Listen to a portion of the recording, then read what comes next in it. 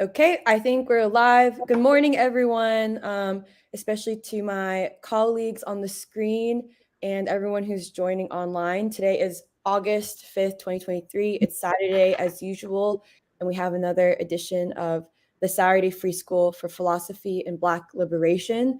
Today, we're going to first talk about Trump's indictment, federal indictment, his third, which happened this week, and what it says about the domestic situation, and also talk a little bit about polls that came out around the 2024 presidential election. And then we're going to have a discussion that we discussed briefly last week, but actually have the full discussion this week, which is a review by a member of the Saturday Free School, Archishman Raju, who's joining us today from India. His review of Martin Wolf's recent book, which I'm really excited about. So hopefully we'll get to maybe read parts of the review. We can see what makes sense, and then also discuss the review. And then finally, we'll report back on some free school initiatives and events, including a science reading group, and just a short little update later on an event in Chicago. So without further ado, I'm going to pass things to my worthy colleague, Dr. Anthony Montero, who's going to lead us in talking about Trump. Okay. Are you on mute? Thank you.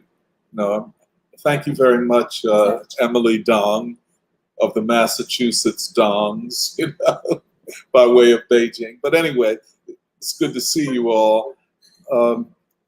I'll just say a few things. I want to talk about this latest indictment of Donald Trump.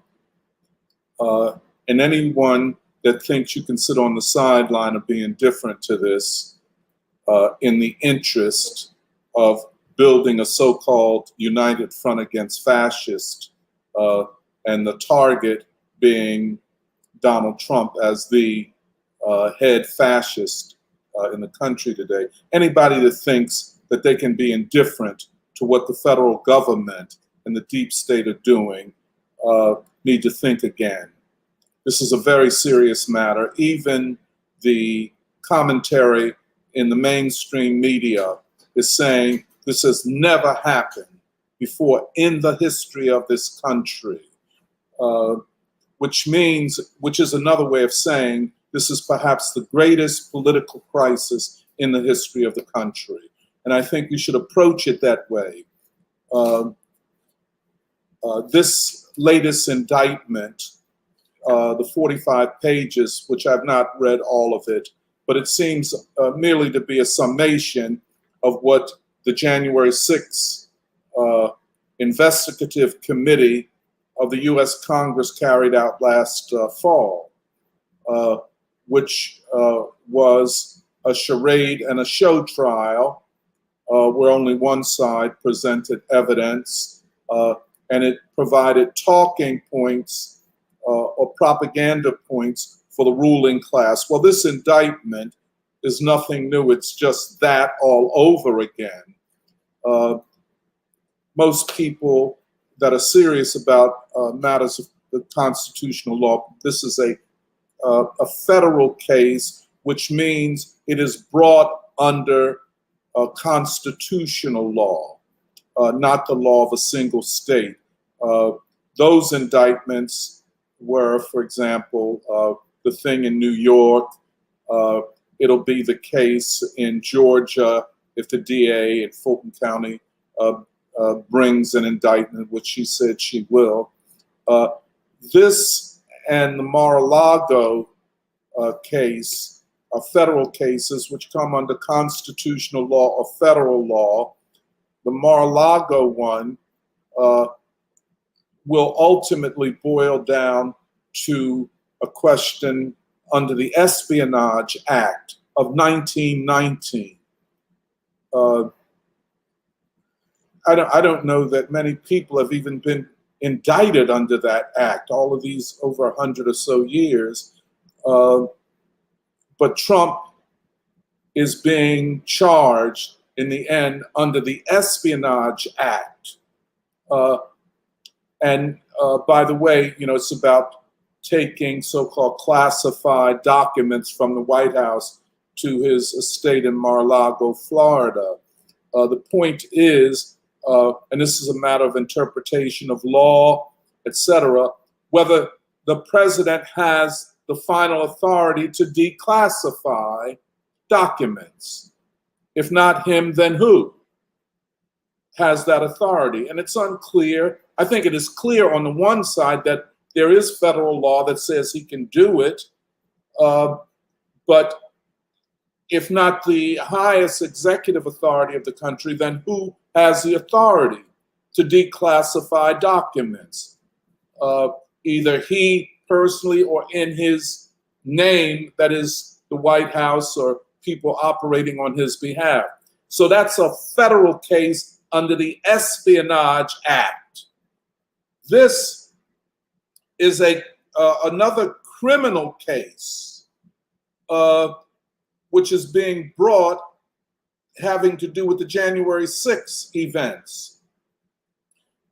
Neither indictment seems to be persuasive outside of its politics. In other words, it is direct interference in the 2024 election. It is to limit speech and campaigning of one of the candidates, by many accounts, the leading candidate, both in the Republican Party and in the general election.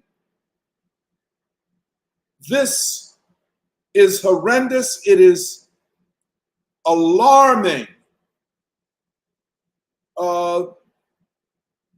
And to show where the American people are, the more he is indicted, the stronger he becomes in the polls. And this is saying, I think, that the 2024 election will be a contest between the people and the state. Now, people are going to say, oh, how can you say that? No. The people are not a single thing. They don't all think alike. You know, they have different ways of approaching the world and the political crisis in the country. And of course, Donald Trump is running as a Republican, but he's more than that, and everybody knows he's more than that. But polling data, well, I'm not going to talk about showing him up against DeSantis or Biden right yet. Polling data that goes back and is repeated over and over and over again over the last 6-7 years. 80% of the people feel the country is going in the wrong direction. That's context. 60% or more say the government does not represent them, their interests. This is context. 25% of them, incredible polling, say that they would support violence to change the government. This type of data, this type of opinion has never existed like this in this country. So when we talk about a crisis of legitimacy, a question of whether or not the ruling class can rule, can they govern the country? Large parts of the American people are saying, we are fed up with this ruling elite and how they have governed the country. And don't feed us this garbage about how well the economy is doing, because we don't see it and we don't feel it. This is where we are. And to remove the greatest challenge to the rule of the ruling elite, or at least the way that rule is configured at this time, to remove him from the presidential race by criminalizing him on the most flimsy charges.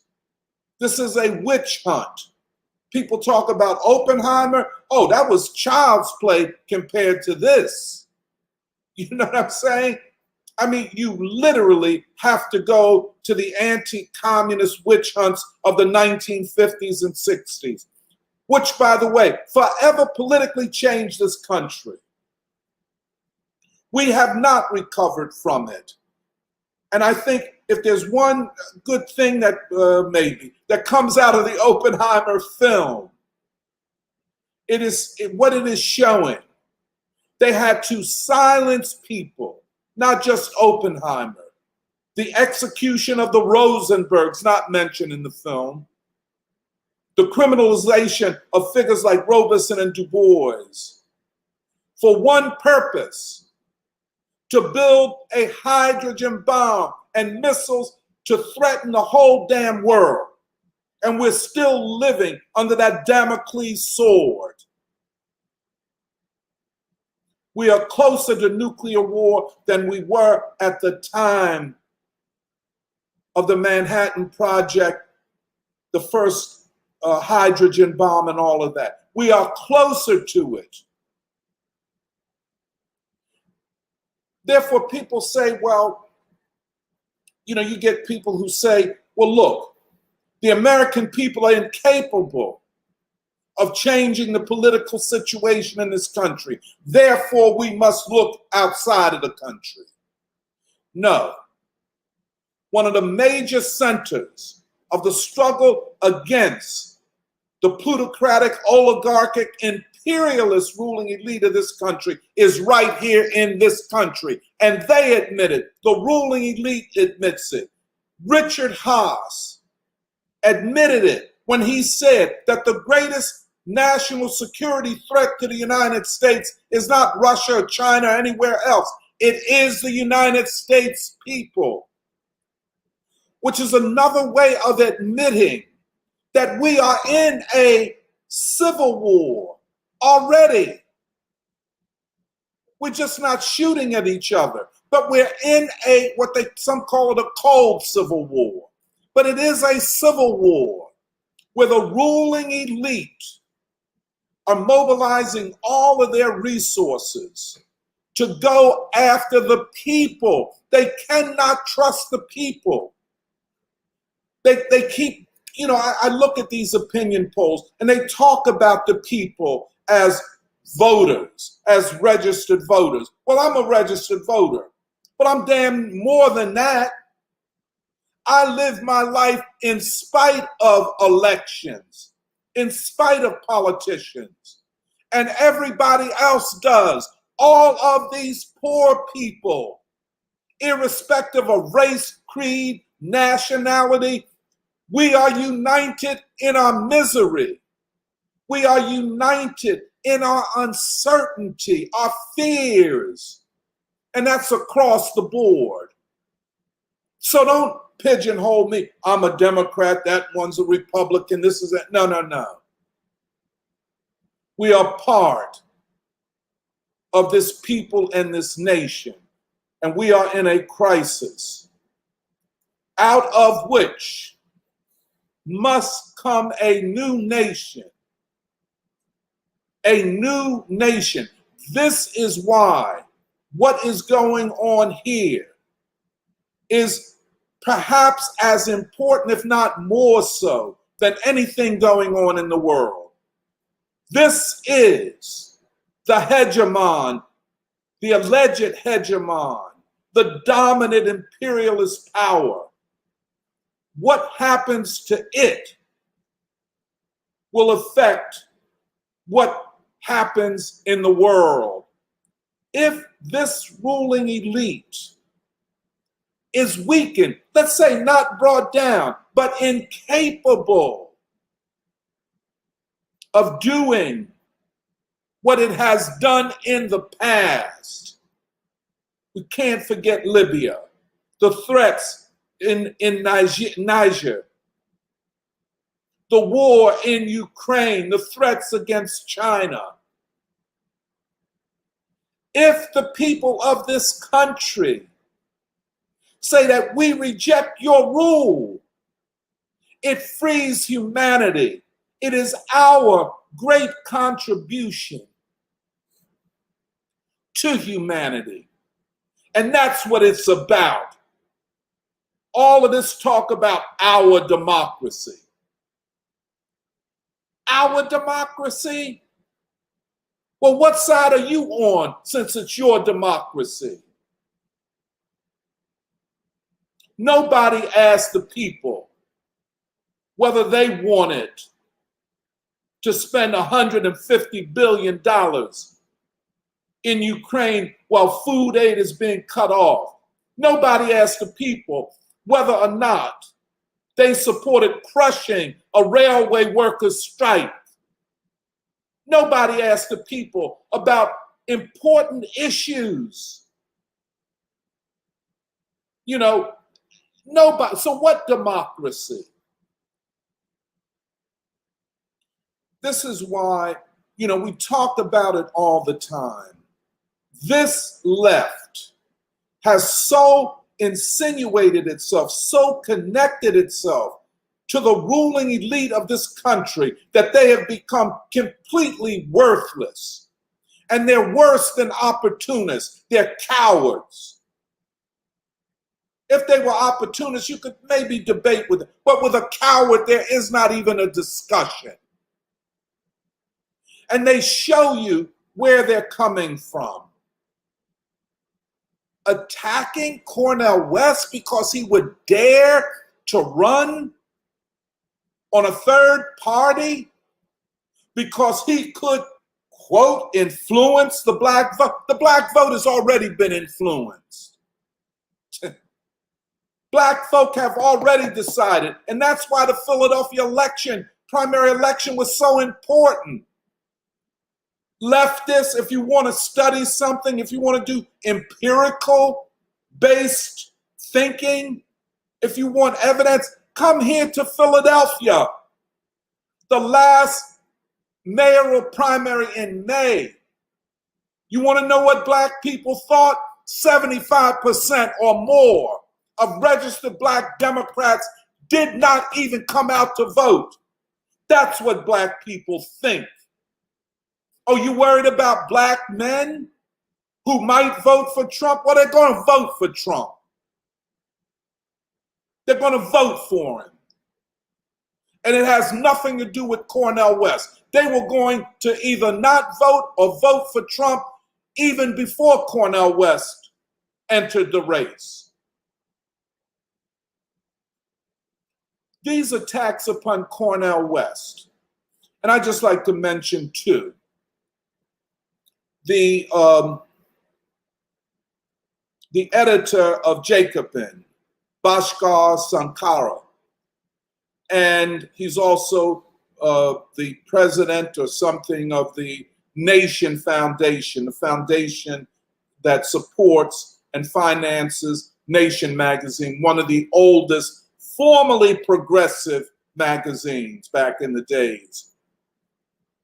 He and another guy from the Nation, in an interview that I listened to, were talking about why Cornel West should have run in the Democratic primary. He would have been heard better and could have served the interests of democracy. Well, wait a minute, hold it. So I guess you all are supporting Robert F. Kennedy or maybe Marianne Williamson. Since you are so interested in people being heard. Well, I ain't heard a lot from them, from the mainstream media. So if that's the question, well, you got two opposition candidates. Why don't you support one of them? And Cornel West. If you are about democracy, and you know that the corporate Democrats, they call them the Democrats, who controls the Democratic Party? The corporate, not AOC, not Bernie Sanders. You see what I'm saying? Not the squad, none of them people. It's money.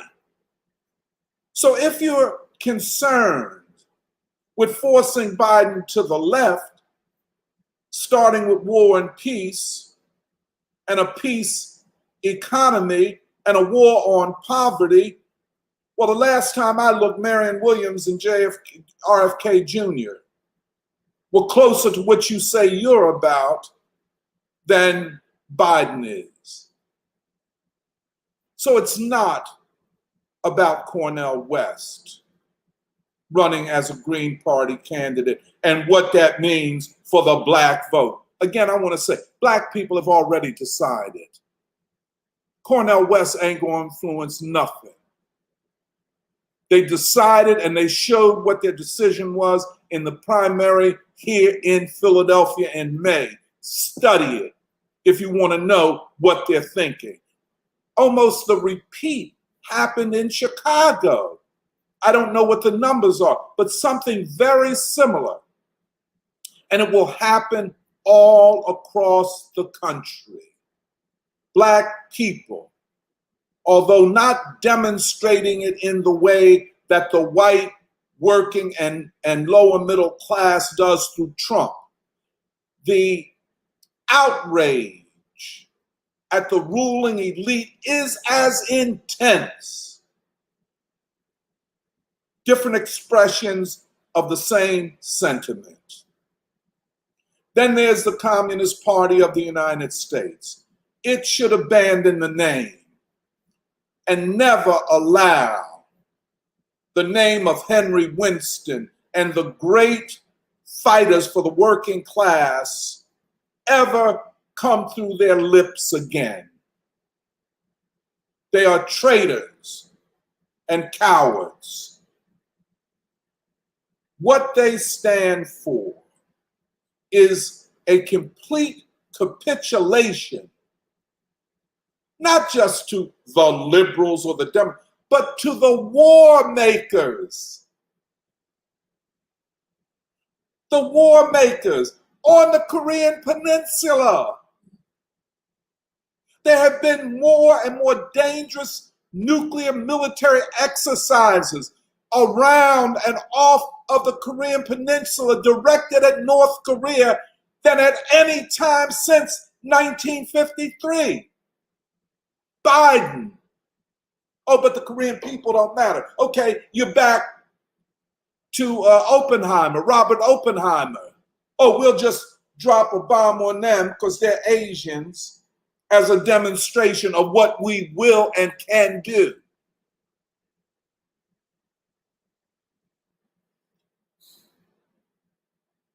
Asia cannot be ruled out of this equation.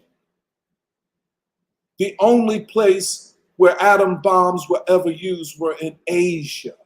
The only countries that have ever faced a direct threat are Asian countries, Korea and Vietnam. And now this guy, Biden, his administration, the most dangerous warlike administration in history. And you concerned about Cornel West? You cowards. They've had, since Cornel has announced, this is the Communist Party, at least 4 hit pieces. Some of it, they act like they're clowning Cornel. Oh, he's a nice intellectual and academic. But he is really supporting objectively the rise of fascism. He's a spoiler. Oh, a spoiler? Let's interrogate that concept. Is raising the consciousness of the people spoiling them? Oh, so your role is to manage the people, not free the people. And don't tell me about the AFL-CIO leadership coming out supporting Biden right after he announced. Oh, really? Okay. 6% of workers in private industry are organized. You have given billions of dollars to the Democratic Party over the last 30 years. Well, why have you not been as successful in organizing workers? Because you don't care about them. Let's keep it 100.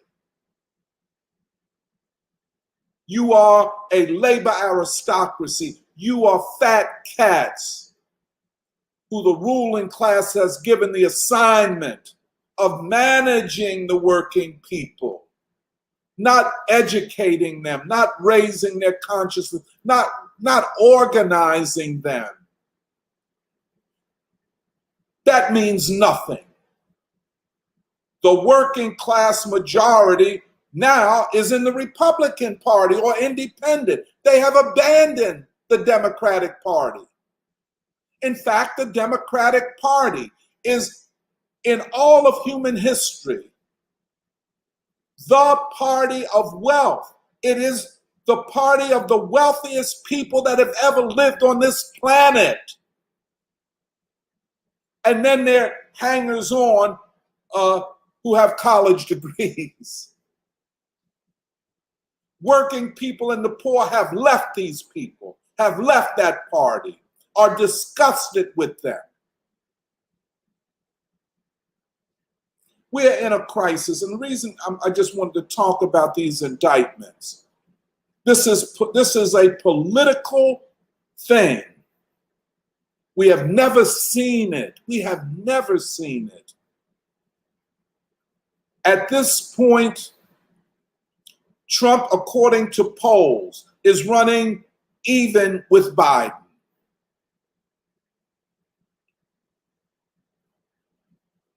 There's every reason to believe that given the enthusiasm of the Trump voters, of people in the Trump movement, that Trump will defeat Biden. People say, well, isn't Trump the person that gave us the conservative Supreme Court majority, which overturned Roe and overturned affirmative action?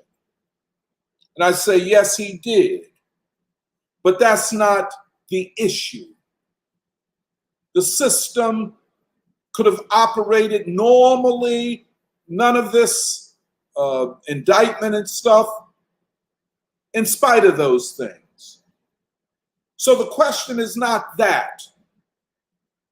Although I would say parenthetically, when it came to Roe versus Wade, that should have been legislated. There should have been laws at the federal level to protect choice. They didn't do it. And so it was always on a knife's edge what would happen, because it only was a matter of how long it would take for a conservative non-Roe majority to get on the Supreme Court. And of course, according to the way movements develop, that could be changed. However, and with affirmative action, that's a different thing qualitatively. You're talking about programs, you're not talking about rights in the way that we're talking about rights when it comes to Roe v. Wade. So people say, well, hey, you're going to vote for the guy that gave us that. You're going to vote for the guy who believes in trickle-down economics, et cetera, et cetera. I say, well, no, I'm not voting for that guy for those reasons. I'm voting for the greatest existential threat humanity has faced, and that's nuclear war. All Trump had to say, and he's honest about this, I will run as the peace candidate. Give me 24 hours, I will end the war in Ukraine. I don't want war with China. That's all. This represents, and it's not rocket science, a rupturing of the war consensus that was put together after the collapse of the Soviet Union.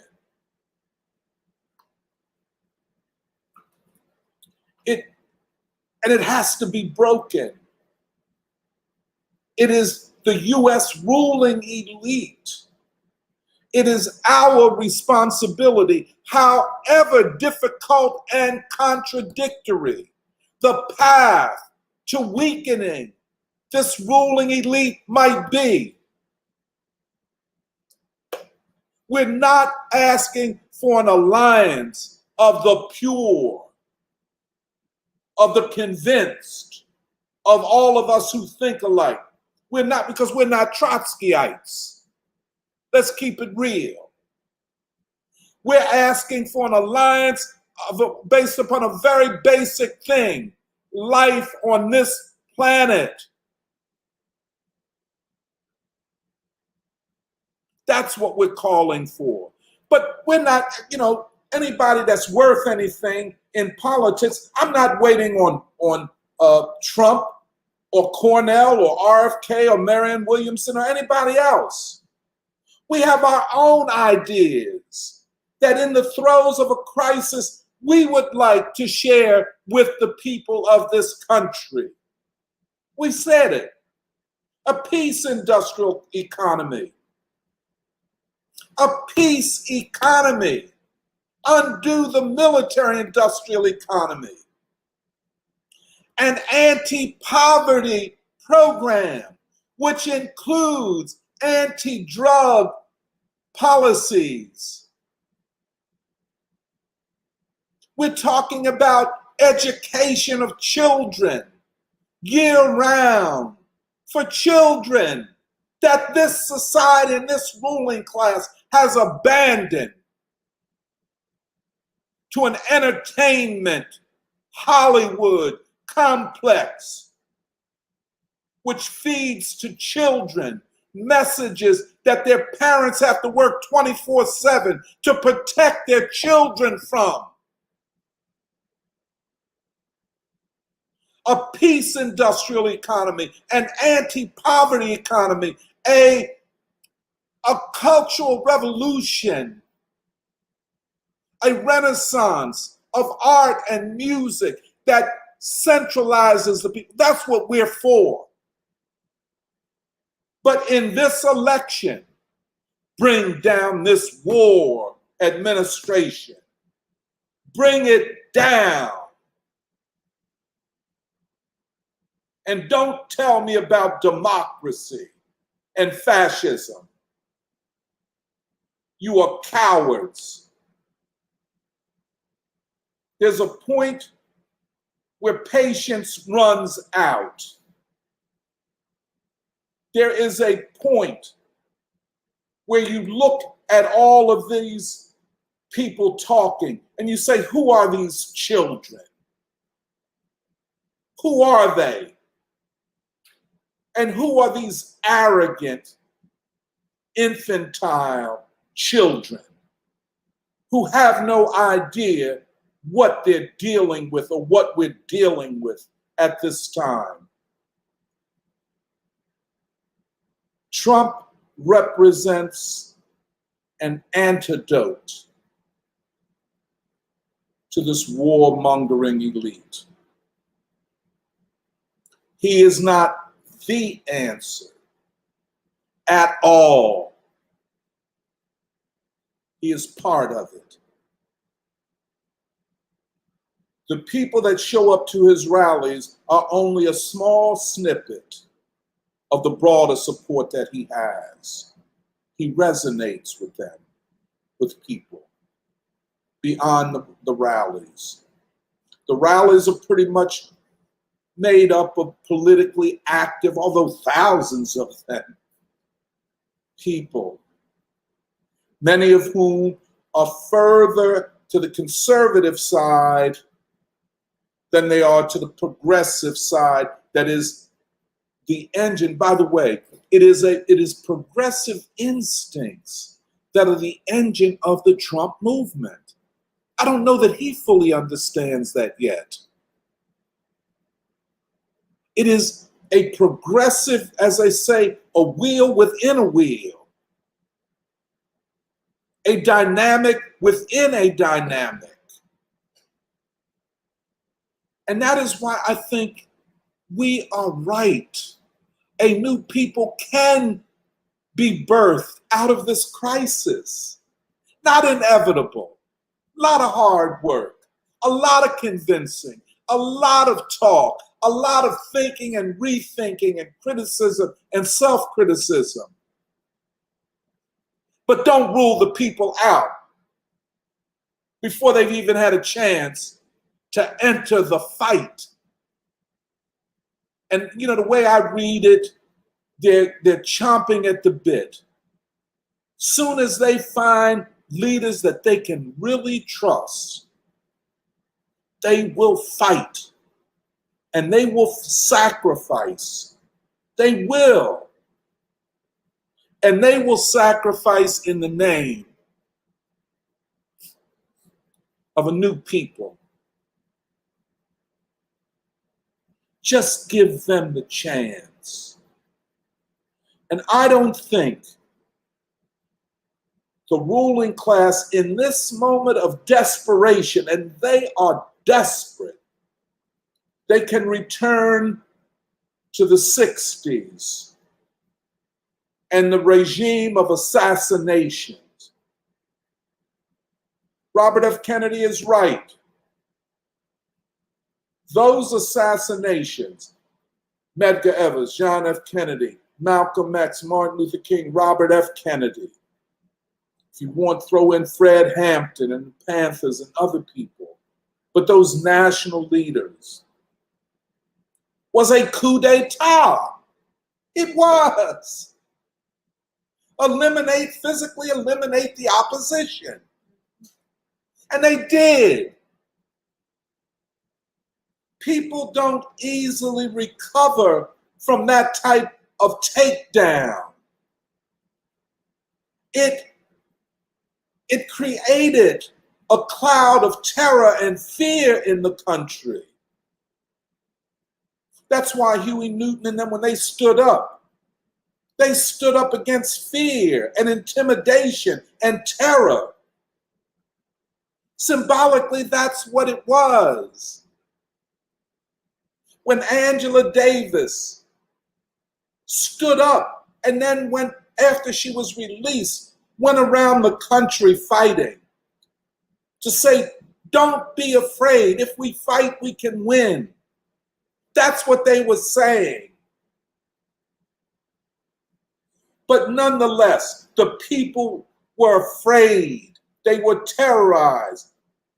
You watch a president assassinated and then you lied to for the next 60 years about what happened, and everybody know they're lying to us. The leading candidate running for president in '68, who forced the sitting president out of the race and having to resign from running, Robert F. Kennedy, you assassinated him on the evening of the greatest victory of his campaign in California. Brazen and ruthless. The assassination of Martin Luther King, a fight against poverty, a fight against war. The bombs that drop in Vietnam explode in Detroit. Killed him. We have to understand what this ruling class did. But is that an option today? That would be a move of enormous desperation. We don't know what it would set off. Already the country is in something that looks like civil war without the bullets flying. The sides are locked and loaded, as they say. And when the numbers reach into the tens of millions, you don't have enough police. Your army ain't big enough. In fact, most of your army might be on the side of the people. You don't have enough weapons. the ruling class, and this is where the strategic questioning, and by the way, just parenthetically again, like I said, they're worse than opportunists. They're cowards. And then the question is, have they forgotten how to think? It's not like we're saying anything so extraordinary. It's all right in front of us all the time. It's all very apparent. The question, however, and this was what Lenin said, he called it a revolutionary situation. We're not in a revolutionary situation. Maybe a pre-revolutionary situation. It's hard to tell. But Lenin defined a revolutionary situation as one where the ruling class cannot rule in the old way and the people will not allow themselves to be ruled in the old way. Demanding, hence, a transfer of power from one class to the next, to another. Well, we might not be there, but this ruling elite is forced, and it's forced itself into a corner with these indictments. The ruling elite will be forced to compromise, at least, if they lose this election, and I hope they do. I hope Biden is punished politically. If they lose, a new political moment exists in the country, a new alignment of forces from the people up. They will be forced into retreat. You see the equation, you see the geography, architecture of it. It's very simple. It's very simple. Either they win or they don't win. I'm betting that they will not win, and thus a new political alignment with new possibilities, with new ways of thinking. The election that defeats Biden, perhaps, hopefully, will create conditions for the people to then move forward, to think anew, to realign. I can already imagine it here in Philadelphia. I can already see it. People will think and begin to talk to each other in new ways. So I say all that just to conclude. Don't believe the hype about these indictments. There's not very much legally to them. These are a political weapon. They want to imprison Trump. That would be a hell of a mistake, because then he would run for the presidency as a political prisoner.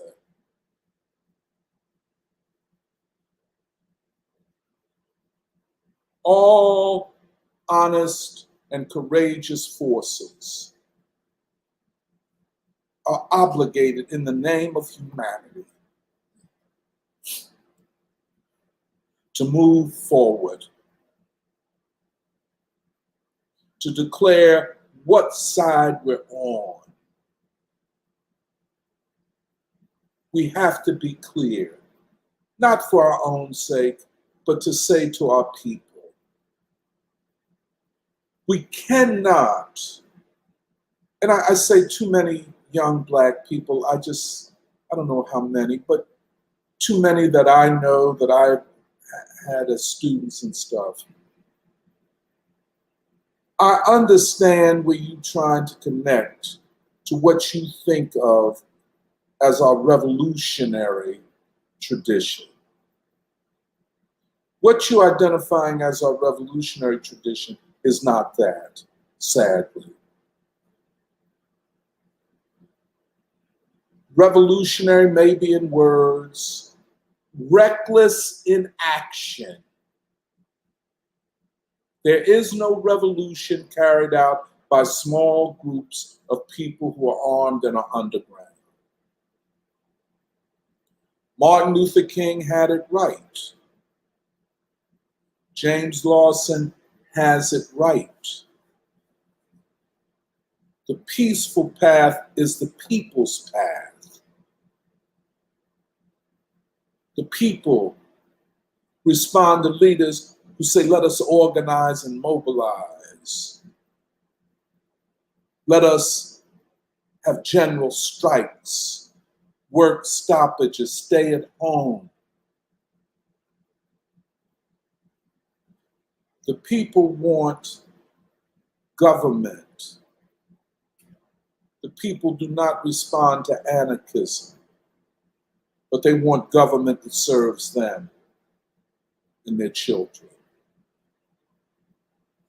Take your eye off the people and think narcissistically that you're going to do it, that you got the right way to do it. You can't win that way. And in every people struggle, there's always a heritage that we must renounce. Everything done in the name of Black liberation did not then or will not now advance Black liberation. Just because you say you're a freedom fighter, that don't make you one. And because a lot of the people who have spent 40, 50 and more years in the penitentiary are of my generation, I knew of them. I don't think I knew many of them. I knew of their theory, of their tactics. And I'll say, my heart goes out to them, but you were wrong. You were wrong. I just want to end with two of my own experiences. They were both in Cuba. One, meeting with and talking to Assata Shakur, and meeting with and talking to Huey Newton.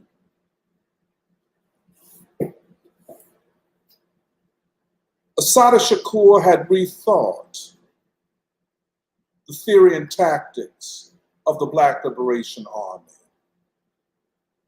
Cuba created space for her to think and study. If she knew in Cuba, and when I met with her, if she had known what she knew then, when she was a younger woman, she would have chosen a different path.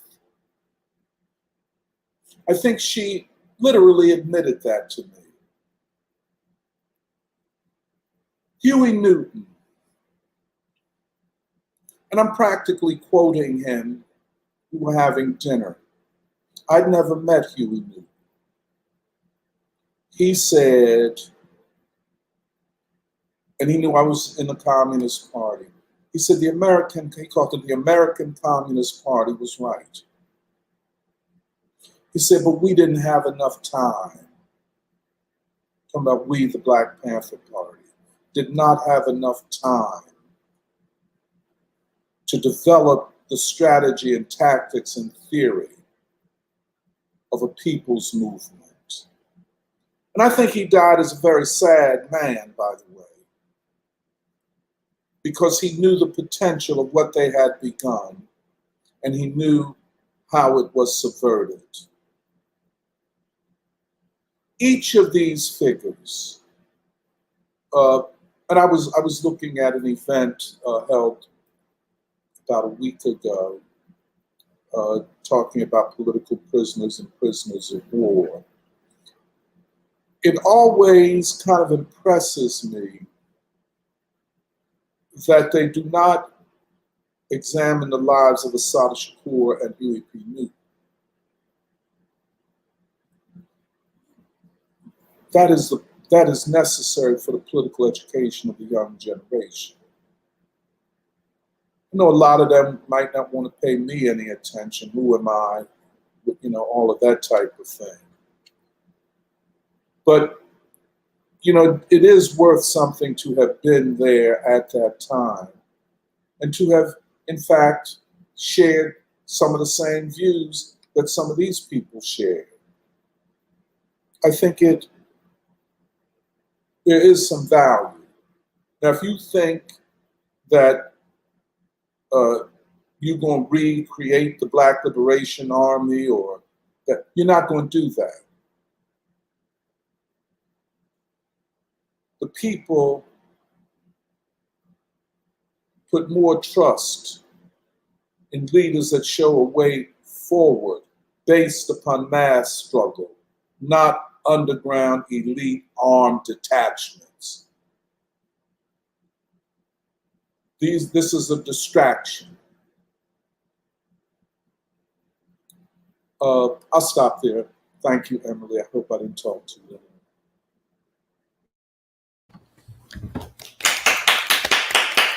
Yeah, people are clapping. Yeah, I was really moved by your intro, Doc, because I think you also framed the importance of not just this moment in world history, but also in the US. And in particular, when you were talking about Trump in particular, I think like not just his indictments, but what he represents and what his movement represents. I think that was for me really important because the way you framed in particular, you said the wheel within a wheel, that there's a progressive instinct. There's a progressive instinct in that's driving the Trump movement that Trump may not even recognize, and maybe the people themselves don't necessarily recognize, but it's a progressive instinct. And the reason, Emily, may I just say one small thing? Yeah. That metaphor of a wheel within the wheel, it comes out of the Black prophetic tradition. And it's taken from a biblical story where Ezekiel, this prophetic figure, saw a wheel. He could see the wheel. I think the wheel is a metaphor for the universe. But there is a wheel within the wheel, that it is prophecy, and from the religious point of view, that allows one to see the wheel in the wheel, the essence within everything. And so there's a great Black spiritual called Ezekiel Saw the Wheel, way up in the middle of the air. Ezekiel saw the wheel. And it says, the big will run by faith, and the little will run by the grace of God, the wheel, the wheel.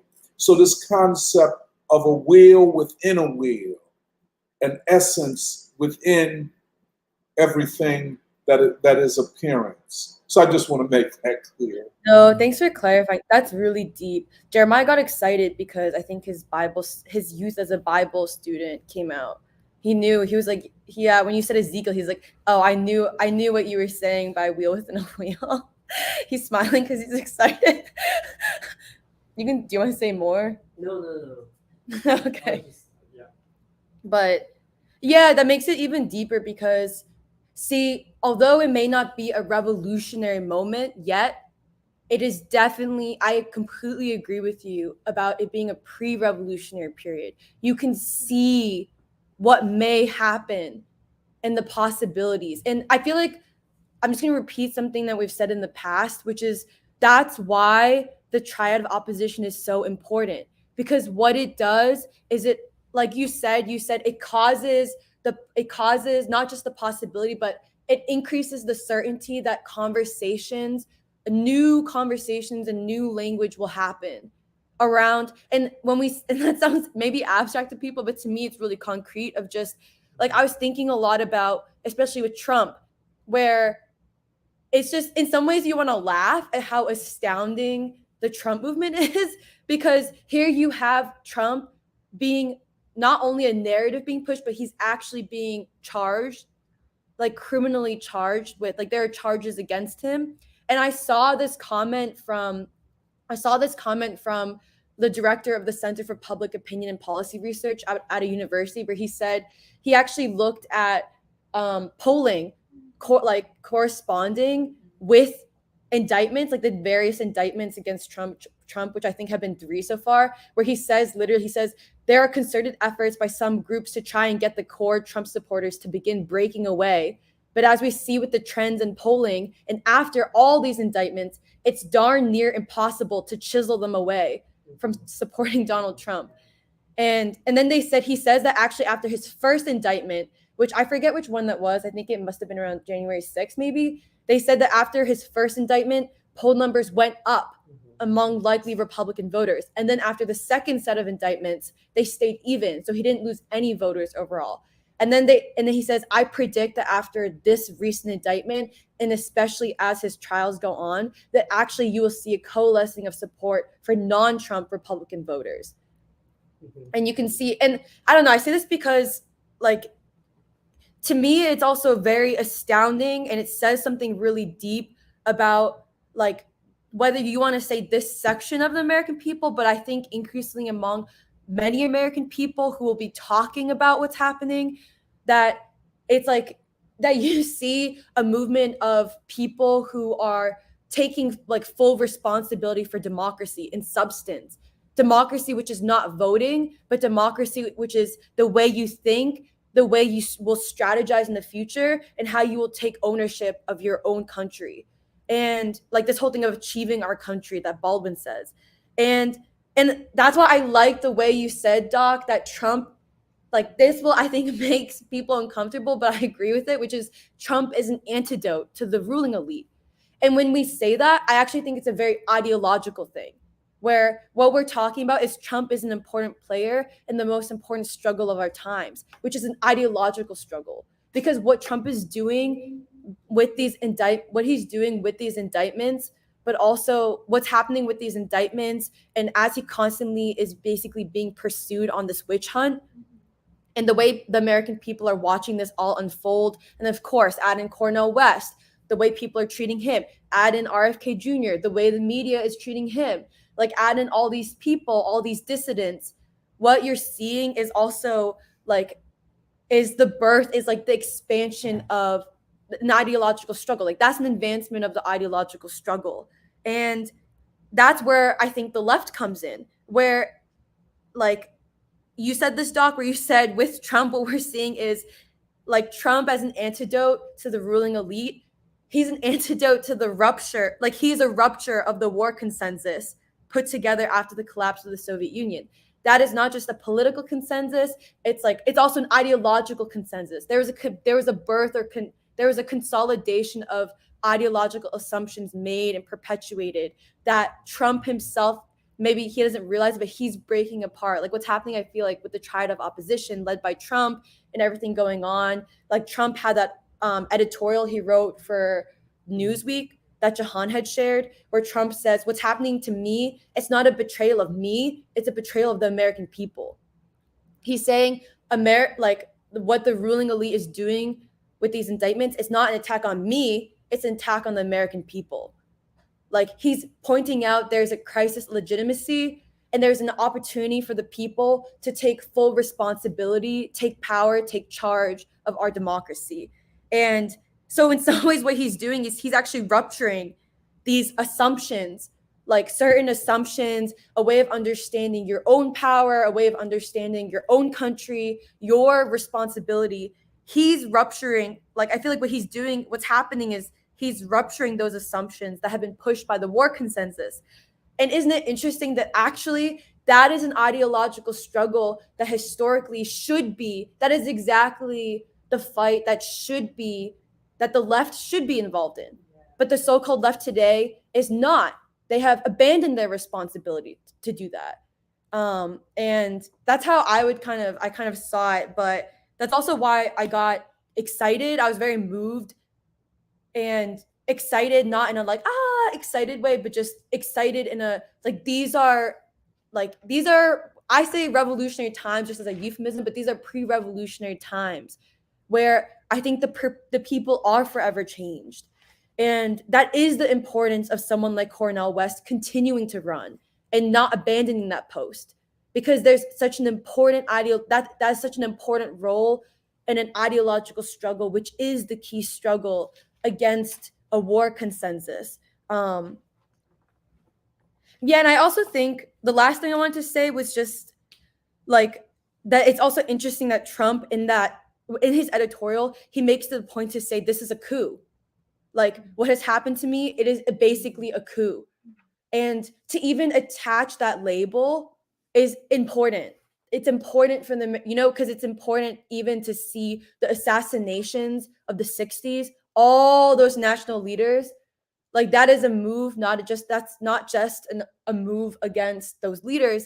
Like, it's not just them losing their lives, but it was a deliberate attack on the American people. And it's Trump saying that. He's saying it's not about me, it's an attack on the American people. And okay, actually, this is the real last thing I want to say. And I wanted to underline and agree with what you said, Doc, about like back to this thing of the wheel within the wheel within the wheel. And like, just that beautiful story of Ezekiel saying, like, seeing in the sky a wheel within a wheel, and like to be able to kind of see the progressive instincts coming out in this moment, driving people, like different forces, that I completely agree that once the people find the right leader, they will fight and sacrifice for a new people. And I find it very similar. Like, again, maybe this makes some people uncomfortable, but I find it so similar to Martin Luther King Jr. Like, not the same, but there's a similar movement in terms of like, I'm still, I say this every week, but I'm still in the middle of reading Coretta Scott King's autobiography. And she made a point to say, in Montgomery, Martin Luther King Jr. would say to her, I'm kind of uncomfortable with how fast everything is moving. But Coretta says King knew, like she and King both recognized that it was almost a divine thing that he, at such a young age, he had quickly become the trusted leader that the people were waiting for, that the African American people, and eventually over the years, the American people were waiting for. And we see in the civil rights movement that once the people find the leader that they trust and they've been waiting for, they will fight and they will fully sacrifice. They will transform, they will change, they will fight, and they will sacrifice, not just for the leader, but for the movement the leader is leading, a transformation of the country. And so, when you were talking, Doc, I got chills, and I think it's important. I just think this moment is very important. And oh no, this is the real last thing I'll underline. I'll underline that what's happening in America is like it's the center of such an important world crisis, world moment, and the birth is the center of the possibility of the birth of a new world. And so anyone who doesn't want to think about, especially if you are the so-called left, if you don't want to not just think about any of this, but actually take responsibility for this ideological struggle, then you are, like Doc said, you are a coward. And then you should ask yourself, what are you afraid of?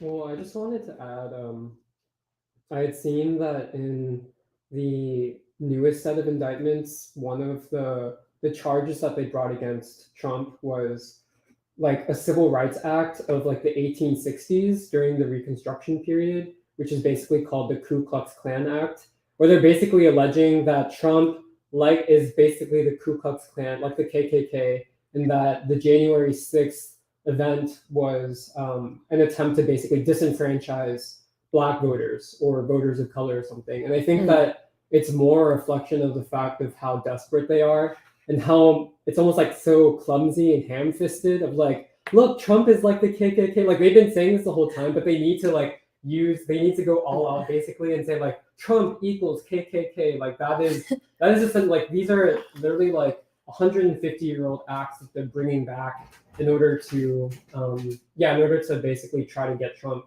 But I also wanted to bring up, I just came across an article in The Guardian that's called, it's called Trump Shatters Laws of Political Physics with the Third Indictment. And I just want to read 2 paragraphs from it, but it says, a whiff of criminality or scandal used to be career ending for politicians. President Richard Nixon resigned over Watergate. Vice President Spiro Agnew quit after being charged with bribery, tax evasion, and conspiracy.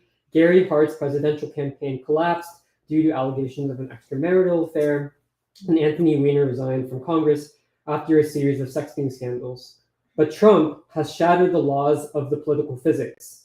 He has made the state and federal charges, now a combined 78 charges across 3 jurisdictions. He has made these charges against him a central plank of his campaign platform, casting himself as a martyr. At his rallies, he portrays the cases as not just an attack on him, but on his supporters, in which he told a crowd last week in Erie, Pennsylvania, quote, "They're not indicting me, they're indicting you." So he's saying, like, yeah, I think Emily said this, but they're not attacking me, Trump, they're attacking the people.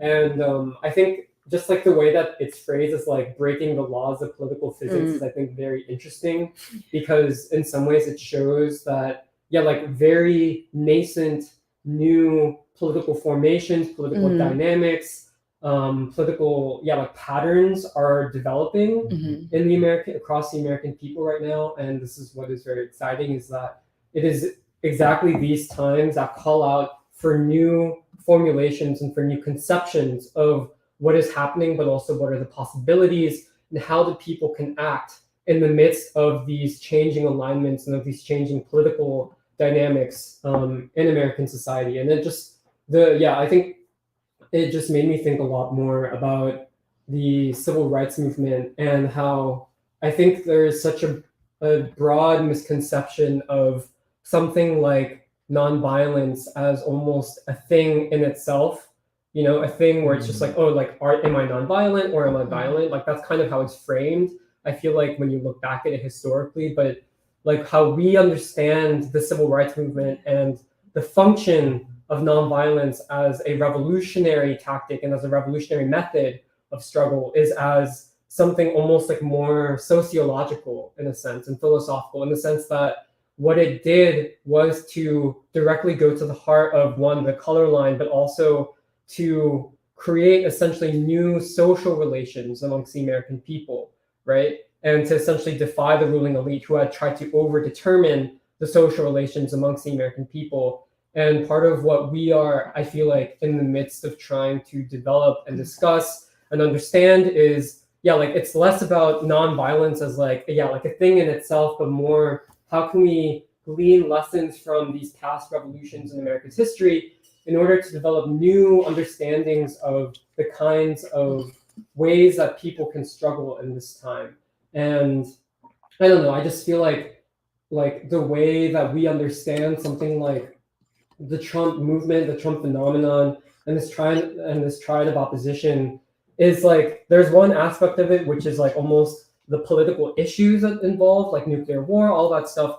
But the undercurrent of it, the other side of it, which people are not seeing, which we're trying to understand, is essentially there's like a sociology to understanding these movements. What will it mean for people who either support Trump, RFK, Cornel West? What will it mean for them to basically meet each other in a new way and to come together in a new way and to develop and to know each other in a new way? Like, this is like, people, I feel like this is why it's like, it might be weird or uncomfortable for us to make this comparison between Trump and Martin Luther King, but it's less saying that even Trump understands this, maybe explicitly himself, but more we see the potential in this phenomenon of, like, through these presidential campaigns, that there are opportunities for, like movements that forge like a new kind of sociology amongst the American people. And this has everything to do with the crisis of legitimacy, because how is it that the people are going to overcome the ruling class except through redefining their own relationships amongst each other and taking this question of how shall we relate to each other and how shall we relate to humanity, taking that as a question on their own terms to decide and to discuss and to discover amongst each other. And so, yeah, I just wanted to bring that up because I feel like, yeah, I think I've been thinking a lot about, like nonviolence lately and how it's been framed as something which is very almost narrow, but instead to see almost like the sociological dimensions of it and the political dimensions of it in terms of what this means for the capacity of the American people to govern, to decide things on their own terms, and to have the confidence to want to decide things on their own terms and to not basically be like over determined by the ruling elite. But yeah, I just like that, like also the phrasing of this article is like breaking laws of political physics is very interesting.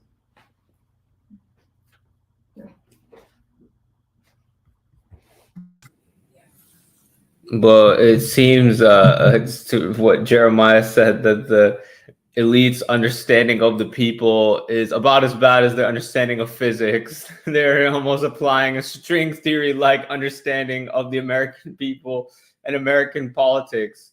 But I think I say that jokingly, but I think there are parallels in the fact of how ideologically weak they're getting in terms of their methodology and of understanding political and sociological realities.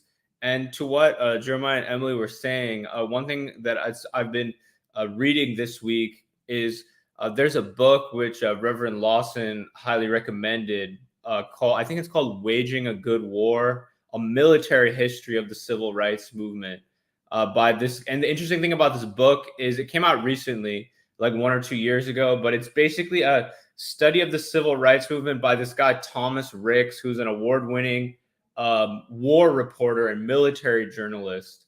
And he basically says that we have to study the civil rights movement in the way that previous generation had to go back and restudy the Civil War through this kind of a military lens.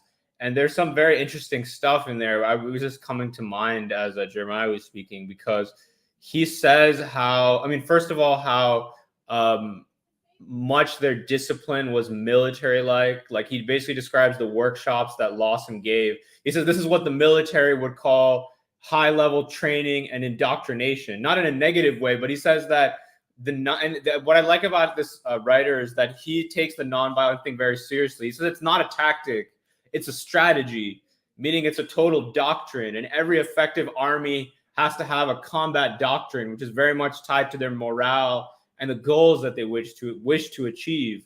And he looks at King's very first speech at the start of the Montgomery bus boycott and says that King, right there in that, I think it was a 16-minute or so speech, completely laid out the doctrine of this war, the goal of this war, how much nonviolence would be central to both the discipline and the goals that were supposed to be achieved. And so, you know, it's very significant to what Doc was saying in terms of what has really been revolutionary and what has really pushed history forward. And you know, and he cites Gandhi as well, and from King and Gandhi both, this idea that the nonviolent ethic or methodologies also and worldview is there to eliminate fear in ordinary people and to embolden ordinary people to really believe that they can change society. And you know, even to be nonviolent in a violent world means that you're committing yourself to the constant struggle to change society, and that is really the only way of getting at the truth. So it's a deeper inheritance that the American people still are fully understanding, and this is a very promising historical turn to return to that history. And basically also because I've been studying Lawson's writings and his speeches lately, I mean, he himself also says that the work they did in Nashville was so significant because for the first time it brought down the colored and white signs in the South and led directly to the Civil Rights Act of '64, I think. And that was the first time that the government legally recognized the American people as one people. That said, legally, there is not going to be any ability to separate people's usage of, you know, water fountains or hospitals or anything else on the basis of anything, whether race, religion, creed, even gender, as we've previously talked about. And so it was highly significant in the development of U.S. history and in the development of the American people. And it's created the conditions that we operate in now, in which the people are closer to each other than before. And I totally agree that we have to have this understanding in a broader way. Like, obviously, the polling is very important and the support for Trump is very important, but also ideologically what is happening. And a few things which I've seen, a couple of things are one, to what also Doc was saying about Black men in particular, openness to Trump. Tucker Carlson did an interesting interview with Ice Cube, the rapper. And if you recall, in the last election, Ice Cube took a lot of heat from the media because he didn't endorse Trump, but he said that he was willing to meet with both sides to discuss his economic plan for Black America. And he had some meetings with the Trump campaign. And I believe he said that Trump was the Trump campaign engaged more seriously with his plan than the Biden campaign did. And so in this interview, what I thought was interesting was the first part, which I didn't get to see the whole thing, but basically Ice Cube took Tucker around South Central LA and showed Tucker's like viewers the situation of how people are living and the problems that exist and so on. And in the second part, which I watched, where they actually sat down and talked with each other, it was interesting because Tucker asked Ice Cube, like, what do you think about the elites talking about racism all the time? Do you really think they care about racism? And basically Ice Cube was like, no, I don't really think they're acting out of good faith. And I don't think that race plays a role in the way that they say in everybody's, actual life. But then Ice Cube did talk about, and it was interesting that Tucker kind of gave him a platform and talk about some actual problems, like racist things that are happening. Like, for example, he's talking about the role of credit, something Magna, I think, is also researching, like how Black people, and based on zip codes, are not able to get the same access to credit that others are able to get that live in other zip codes. So he's like, oh, I have a neighbor in South Central. He wants to get a loan to start a store, for example, but he can't because of his zip code, but someone in another zip code can get a loan and start a store in South Central. And I just thought it was interesting because, Tucker's, at least his audience, which I think is predominantly white, Trump supporters, are at least listening to, oh, okay, this is the situation in South Central LA. This is a situation with racism and credit. And not that it's the deepest intellectual conversation, but it signaled to me, a kind of an opening, like we were talking about, of a new kind of realignment happening and people understanding each other and understanding the reality of a thing of like racism and the color line beyond what the elites are telling people about it, and the ways in which, and Tucker made another interesting comment where he's like, I've met a lot of rappers and I'm not really that into hip hop, but one thing I'll say is that rappers are much more open-minded and more intelligent than the average college professor I've met, which I thought was interesting. It was the kind of way of him saying that these, Black men who are maybe not college educated, sometimes not high school educated, are much more open-minded and intelligent and free-thinking than the college professors who become stooges of the elite. So that, and I also, as I was reading Lawson's book, I was thinking also, not Lawson's book, sorry, but the book he recommended, the Rick's book on the civil rights movement. I was thinking also of our discussion about the Amazon labor union and Chris Smalls. And I'm optimistic that perhaps he's one figure, and this more authentic wing of the labor situation that's happening can also play some positive role, because looking at his Twitter and his public comments, he's also basically saying that we need to stop this thing of ideological purity tests, and we need to reach out to people regardless if they vote for Trump or whatever on the basis of class. And I saw he tweeted before and again about the need to build a new labor party. So there's a lot of possibilities at play if we break from the elite way of viewing things, and I think we're definitely on the right track with that. Yeah. Well, just with credit, it's interesting because the academic world always talks about redlining and all the discrimination, but it's almost like what they're not talking about is just how ordinary people cannot get credit anymore. It's become so big. Well, also, it's not even a factor because you have these investor purchasers buying up huge parts of the city. And also in rural America and even suburban America. So, even the way these issues are framed are completely wrong, but it's all true. What people are facing is absolutely right. But I think, it just resonates with everything you said, Doc. It's such a framework for understanding what's happening. It's just this wholesale attack on the people. Right. And their understanding and vision for how to counter it. Right. Oh, yeah. And one more quick thing on the Espionage Act. The Espionage Act of 1917, which Dr. Trump is being indicted. Previously, I think someone also wrote this in the comments, but one of the first prominent victim was during World War I itself, the great socialist Eugene V. Debs, for giving an anti-war speech in Ohio, was tried and then imprisoned for under that Espionage Act and actually ran for president from prison and got, I think, about 6 or 7 million votes. But also the Rosenbergs, I believe, were tried and then executed under that act. And Daniel Ellsberg, who died recently, who was a famous whistleblower against the war in Vietnam with the Pentagon Papers. So this is a very dangerous thing that Trump is being, I mean, this is an extremely repressive piece of legislation that he's being tried under.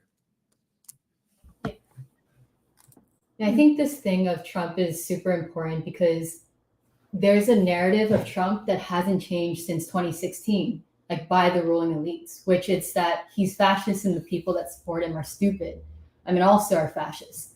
And it's the same narrative that has been from 2013 to now. And that's important because essentially the ruling elite is both bunkering down and unable to think and see this phenomenon of Trump and what he represents, because he is qualitatively different from then and now.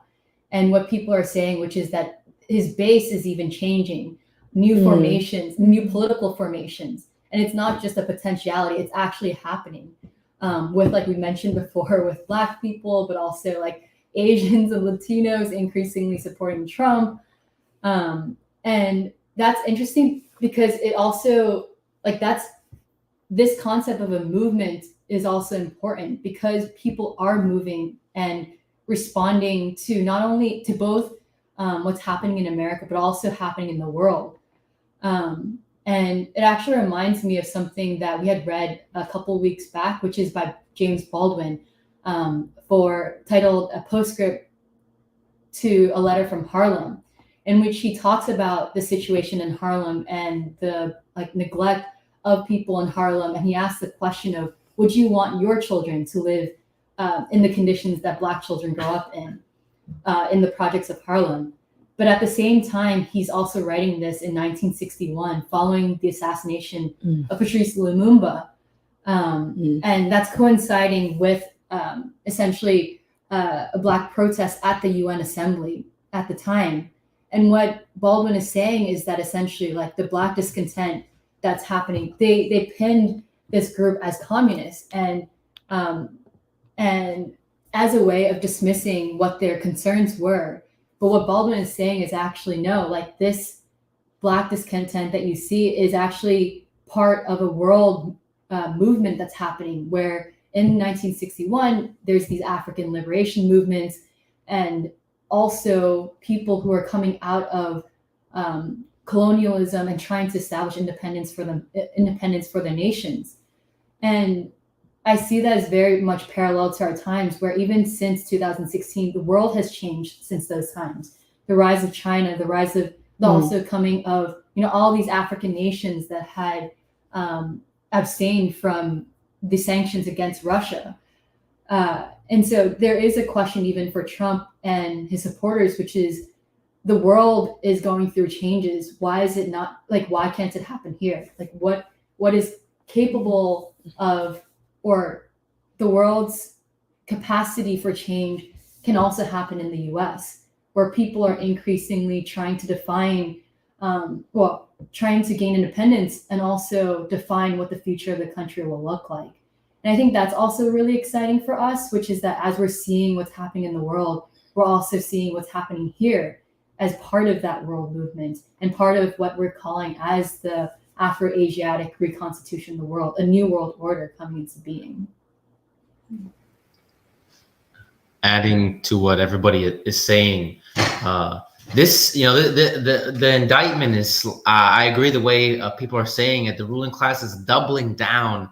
They don't have any new plans. They don't have a new way to deal with this. I'm sure they're thinking about putting a hit on my man Donald, but I haven't gotten that far yet, thankfully. But it's not, I don't view it as outside the realm of possibility. And the limited effect it does have is just scaring us. Some people, I had to look up indictment. I learned about it from listening to gangster rap because I didn't know what it was. But it's just an accusation. They have no charges. They've been doing this for years. No charges, no case, no conviction. To more of the credit of the Trump movement, there's all these issues that people have that feel that life is unbearable, drugs, schools being useless, violence, people that are concerned with the war in Ukraine, the people that are concerned with what's going on in Africa. The central force behind this is a ruling elite that has both assaulted the American people and the darker peoples of the world.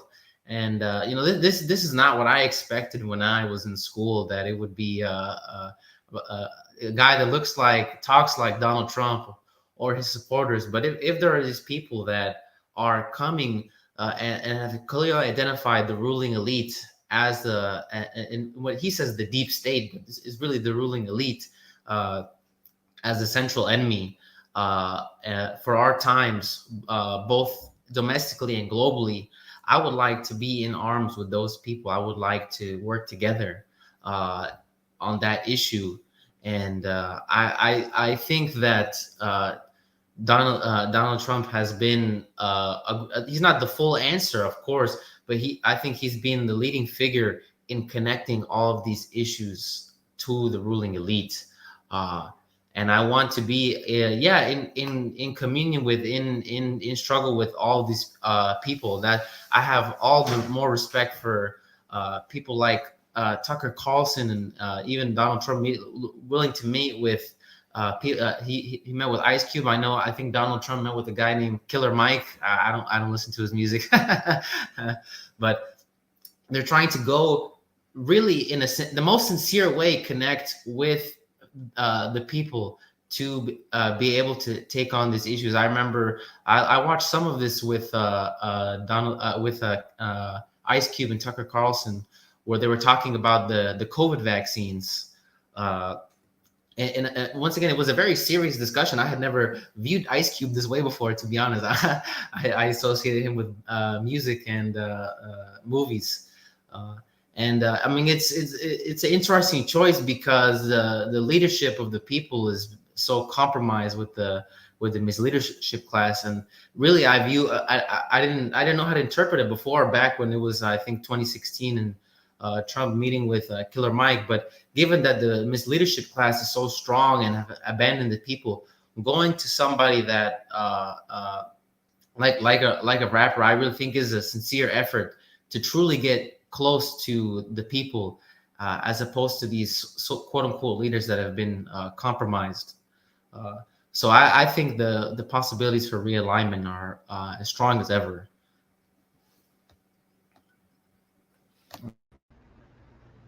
I think that when I try to have conversations with people about Donald Trump, they want to focus on certain absolutes, like whatever the New York Times or MSNBC or so many articles about the indictments and the charges, whatever is on the article, whatever is on the piece of paper, they want to focus on that.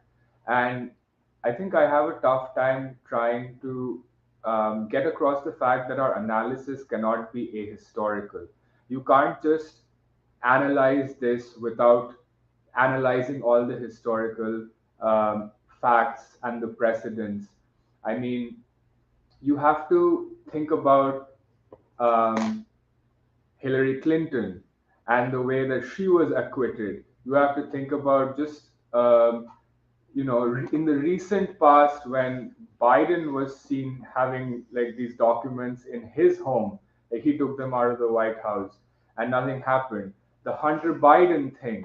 So all of these things that have happened historically have to be included in our analysis when we're trying to compare what's happening to Trump to what has happened before. Why is this such a big deal? Why is one indictment after another coming on at him?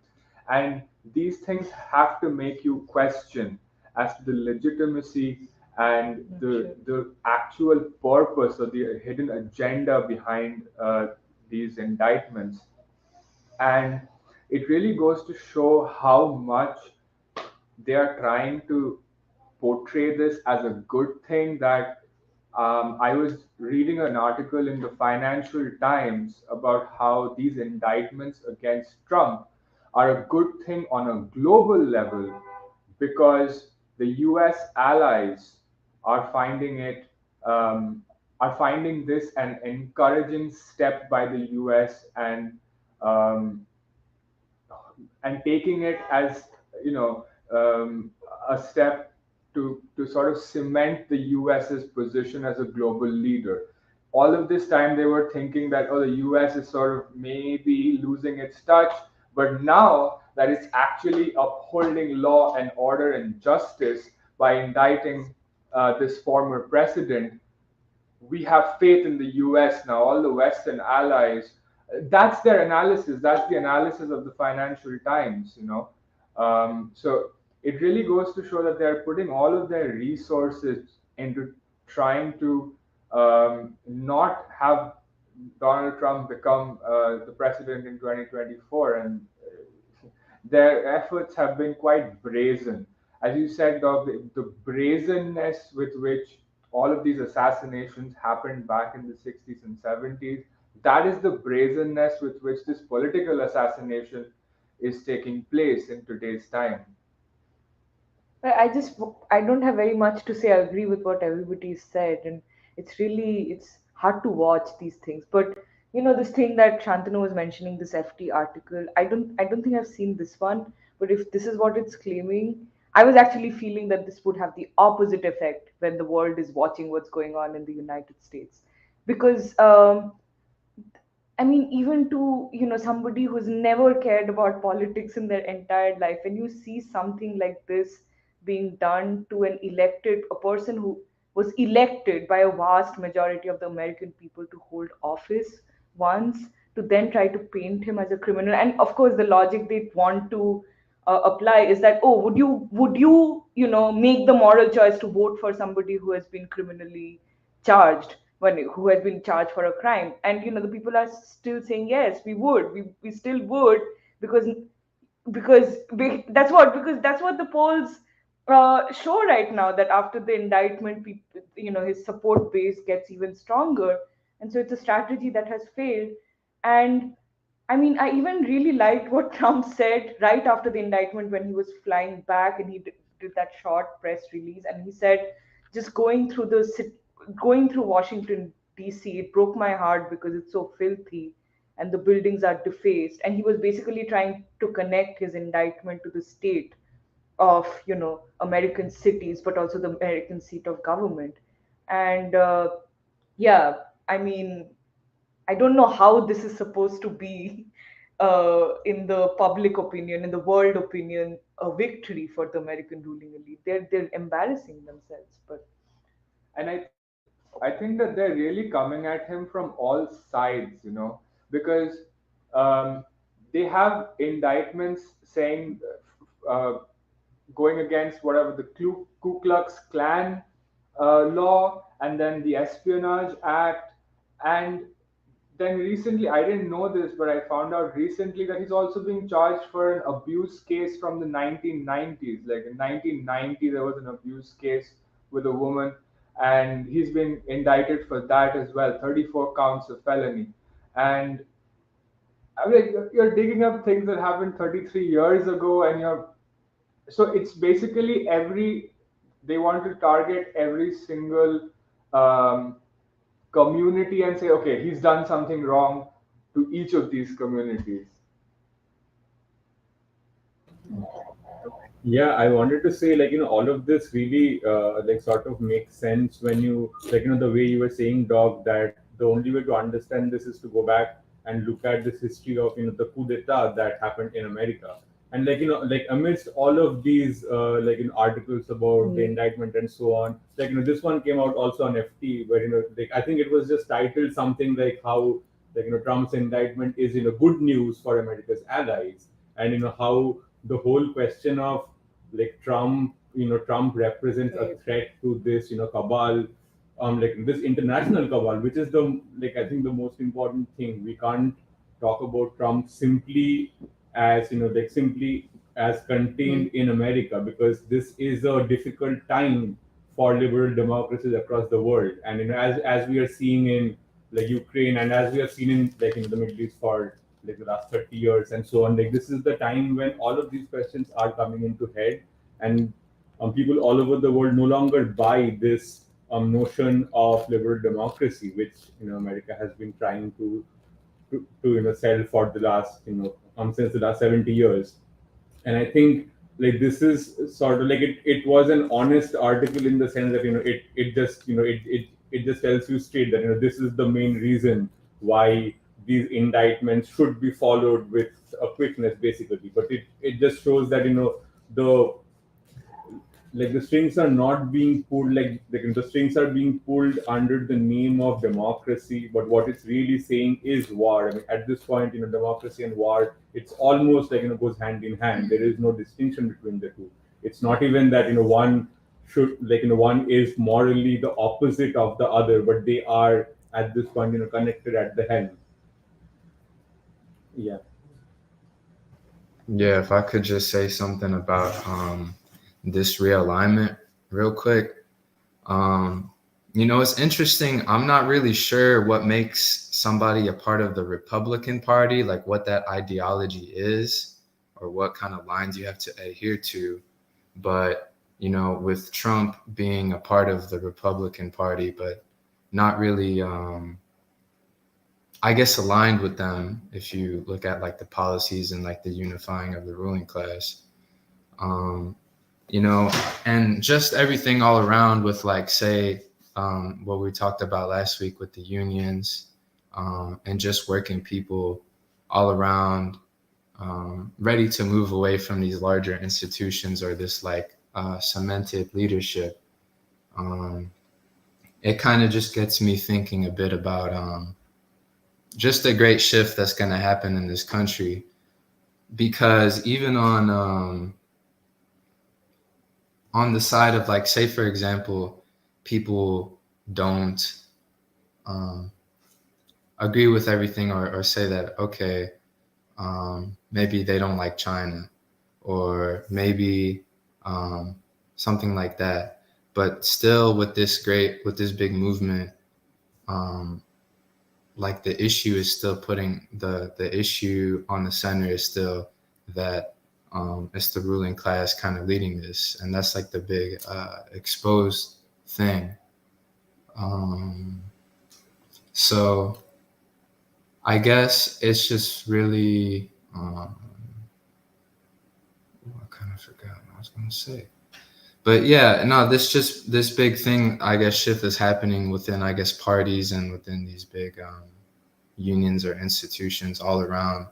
I would say, even just from talking with people at my job, no trust for the unions, actually just disdain, all of that kind of opening up this this space for, I guess, new. I mean, I don't know if I would say like a new party or whatever, but certainly a new people, because people are tired of being pit against each other and saying that, whoever and such is your enemy. So yeah, it's just to bear witness to that and say, yeah, like certainly something is changing, and all of the things could get worked out, because I guess one thing that people, and maybe Trump, tries to appeal to is a little bit the conservative side, with talking about, I guess, I don't remember if it was anti-abortion or not, but, with like the traditional values, traditional Christian America, I guess what he says, reclaiming the education system from the crazed leftists and whatnot, but which really is just the ruling class. The main reason people are willing, I guess, to unify behind Trump being just that attack on the ruling class. So yeah, that's kind of the main thing I'm looking. I just want to highlight also what you said, Doc, earlier about the Civil War, the Cold Civil War. And what kind of everybody is speaking towards as the ideological struggle as almost the center of, the struggle today, and the difficulties of it, whether that be of the left, and all of its demeaning and ahistorical cowardice. And because how you broke it down, like, why do the Communist Party still call itself communist? Why do you not see or want to see, like, who's paying you enough to, like, not speak the truth? And why is it so hard to know the truth or want to endeavor in the same way? And how is all of that noise making it even harder for the people to emerge, for the people to have a voice, to and I was there's a lot of ways that people are distracted by the ruling elites from the actual fact that, and to what you're saying with the point of Angela Davis and Huey P. Newton, that they actually do have power and they have a vision and can also trust themselves in what they know, while whether it be nonprofit, industrial complex, or the unions, or the Black leadership class, people who, or even cultural figures like rappers or whatever, like just people, even the movies, like there's always other ways instead of like the reality of this historical moment to both know and understand and reconcile with, which is actually just a crime. It's just a crime. And, the ideological struggle is at the center of the most historical movement and transition that this world could actually move into. And I just wanted to highlight that because, like what Alice said earlier, there are other countries that are endeavoring to create a new world, but the whole world also needs American and the American people. And that made me think about, well, the people today are different to what you're saying. Like there has been, where you said the war consensus, the war consensus after the fall of the Soviet Union, that created, in fact, this ideological propaganda, and people accommodate to it in a lot of ways. People concede, and people believe in the lie, or people don't know how to respond to like the amount of lies that are being produced by the ruling elite. And then there's, what you're talking to about your students. There's people who uphold lies and people who want to act like they're leaders of the people when people are not even there to be to listen or discuss or even debate. And I think why, again, the ideological struggle is important, and why the free school is important is because we're actually doing something significant, which is focusing on the values and struggles of the minds of the people, for human beings to actually develop. And that makes me reflect about a lot of things. And, because I just feel like, I could imagine that regardless of the transition or the shift or the difference between our time and the past, there was still a way for the people to have or push wind behind, like, either the Communist Party with Henry Winston, or there's still a connection between the people and a movement. And I feel like the ruling elite have found a way to cut off these connections, whether that be just through the propaganda or like different institutional, either cultural or, you know, through the universities and that kind of things. And I think that rebuilding of trust between the people and like being able to create a movement or something that I'm trying to articulate, like that has the ideological struggle has to be kind of like trusted again. People have to find themselves being able to work out the truth and the political scenario that they're in, as well as what they need. Because to what you're saying, Doc, you're talking about let the people do work. It's not for leftists to tell people this is the work to be done and this is how you, this is the concerns to be worked out.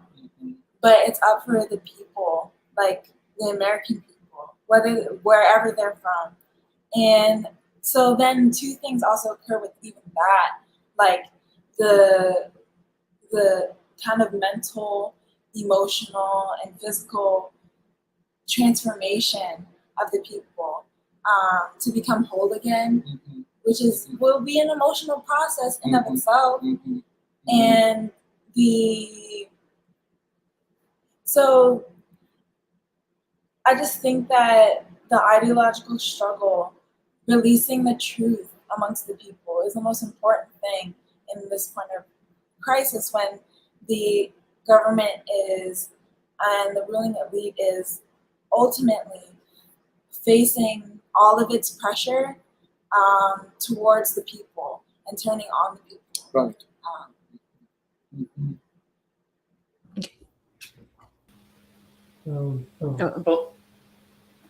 Sorry, I was just gonna respond to what everybody has been saying, but also go back a little bit to some of the things that you brought up, Doc, in your initial presentation, including these, the articles against Cornel West. And I think that this is now, I mean, the article by Bhaskar Shankar, and I don't know if you said the name of the other guy, but also from the Nation magazine, saying that Cornel West should not run or should run within the Democratic Party. I think that's the second or maybe third. I think the third article that has come out in the Nation about Cornel West, and I think I remember a month ago there was an article which I think literally said Cornel West has no business running for president. And I think it exposes a lot about the way the so-called American left views black people, and it's almost this kind of and the way they phrase it, you're good as an academic, but don't do this. It's kind of a stay in your lane, don't do what you're not supposed to do, way of phrasing things. And I think this, I mean, somebody like Bhaskar, I mean, I don't even know if he can be called the left anymore. This probably is basically a mainstream liberal. Um, there, I mean, this way of thinking in such, we're going to push the Democratic Party to the left, which, I mean, it's the same thing they've been saying for, 30 years. And it's as if all of these world events, all of these changes have no effect on their thinking. And really, if anything, they stand in the way of the people, I think.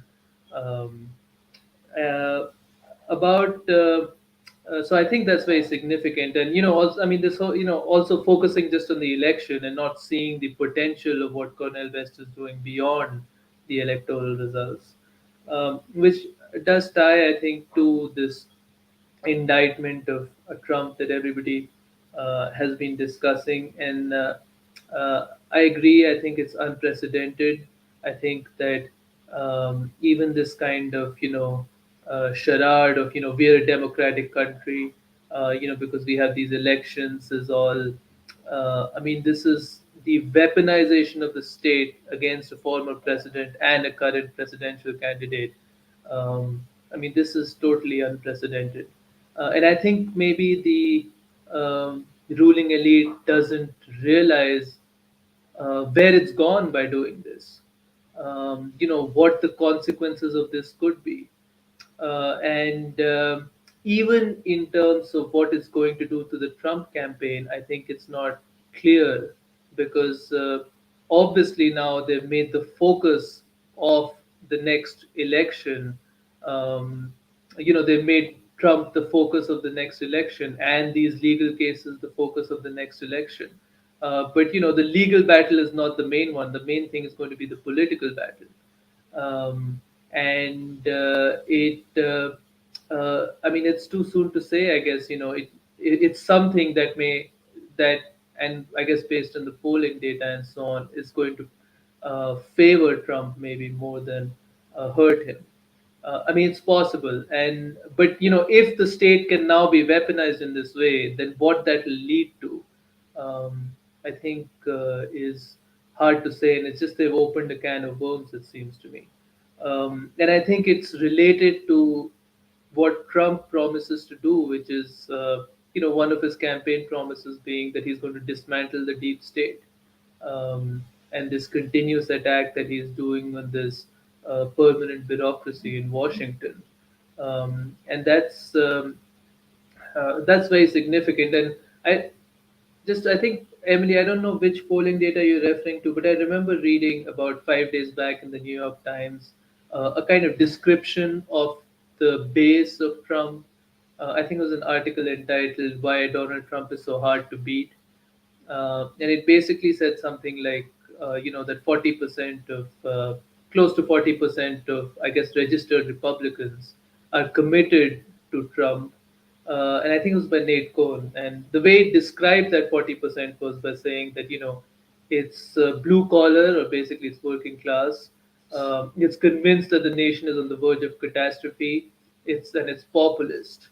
Um, and one of the things that you brought up at the beginning was the threat of world war, and other. We've been discussing also the other promise that Trump has. There's going to bring peace in Ukraine, um, and I have a feeling that really in the world at this time, I agree with you. The threat of world war, the threat of nuclear war, is higher than it ever was. Um, and I think that the American people may be the determining factor at this time, on the question of peace and war, really around the world. I mean, it doesn't matter if you're in Ukraine or Russia. I think everybody's eyes are going to be on what's happening in the US.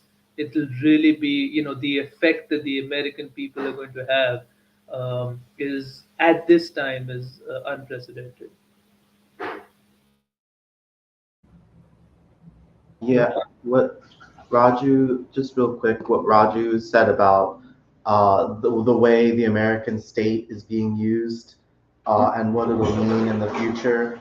RFK Jr. was criticized for his comments, basically saying that no state had ever been so totalitarian, no state had ever had so much digital control over its citizens.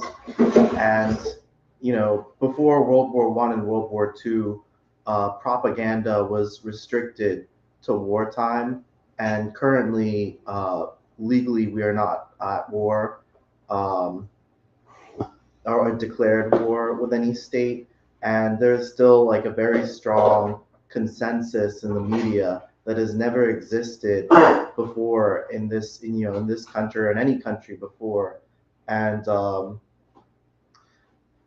what is happening to the state is concerning, because in the way I see the election crisis of 2020 or 2024, the continuing crisis, we've had contested elections and crises since 2000. In 2000, I remember that the election was really close and it went to the Supreme Court, but it wasn't a constitutional crisis then.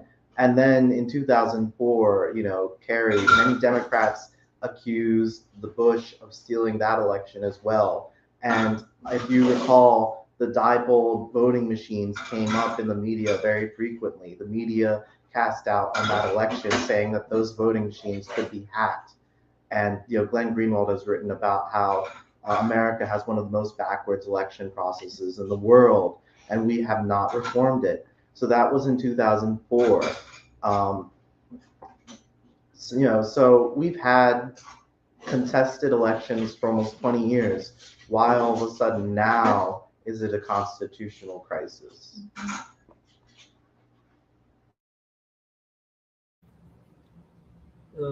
I just wanted to read some comments, but also one quick thing from what people are saying. I think part of the significance of the ideological struggle is that the way that we understand it is that the struggle of ideas to unleash this amongst the American people is to unleash a democratic process amongst the American people.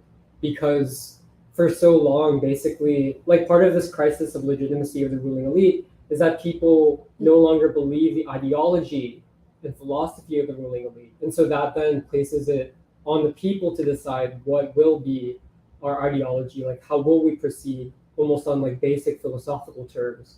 And I don't know, yeah, I'm still just interested in this question of like, what would be a sociology and therefore strategy of a people's movement that essentially consolidates and unites the people against the ruling elite? I think that is like one of the questions that like we have on the table. But if it's okay, I'll just read some comments. But Todd Doherty, Ryan Wagner, Future Homestead, Christopher Romero, Yvonne, a few other people say good morning. And Pastor Keith says Grand Rising. And then Ryan Wagner on YouTube says, with every indictment, Trump's base of support grows more sycophantic in their support for him because of the fraudulence of the indictments and the legal theory used to justify them. And speaking of political witch hunts, former Pakistani Prime Minister Imran Khan was just arrested and given a 3-year sentence for quote-unquote fraud. His supporters are calling for a national peaceful protest. Danny Jacobs says, yeah, Jahan mentioned this, but that Eugene V. Debs was also charged under the Espionage Act, and then adds further that much of the American people do not vote at all, and those who don't vote remain the largest party in the United States. And then also adds that the recent Fitch ratings downgrading of the US registered a political point, quote unquote, the erosion of governance. It registered like the erosion of governance in the United States as the primary reason given for the downgrading of America's like debt. And then he further adds that the left are not connected to the quote ruling elite. That would imply they have some kind of power. They are actually just useful idiots as tails for the Democrats, but also for the Republicans a little bit now. Well, yeah, you can respond. I mean, I think I get what Danny's saying, but I also think it's doing a disservice. I think it's doing a disservice by just calling the left idiots, because I actually think they have agency.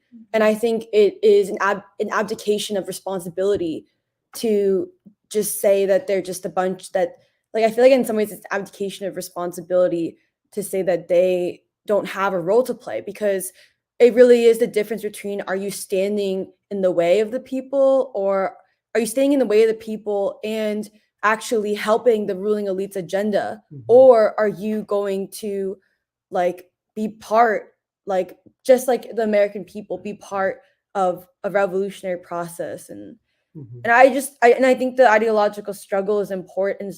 It's an important contribution to part of the ideological struggle of our times, and that's where the left could play a role. The people who are part of the left.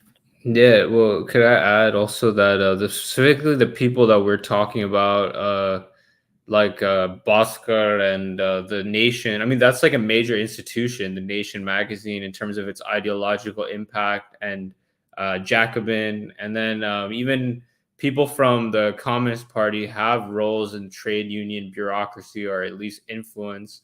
So it's not like they're just, people on the margins who are just tailing. There's definitely, like Emily said, an agency and a role that they're trying to play, especially when it comes to these institutions like organized labor, media, and academia and so on.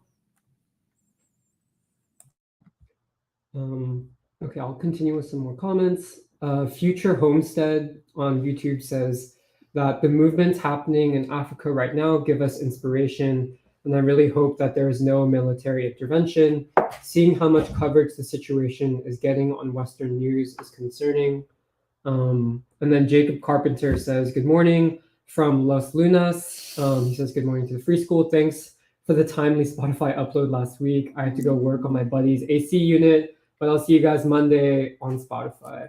And then Ryan Wagner and BK liked what Doc was saying during his opening remarks.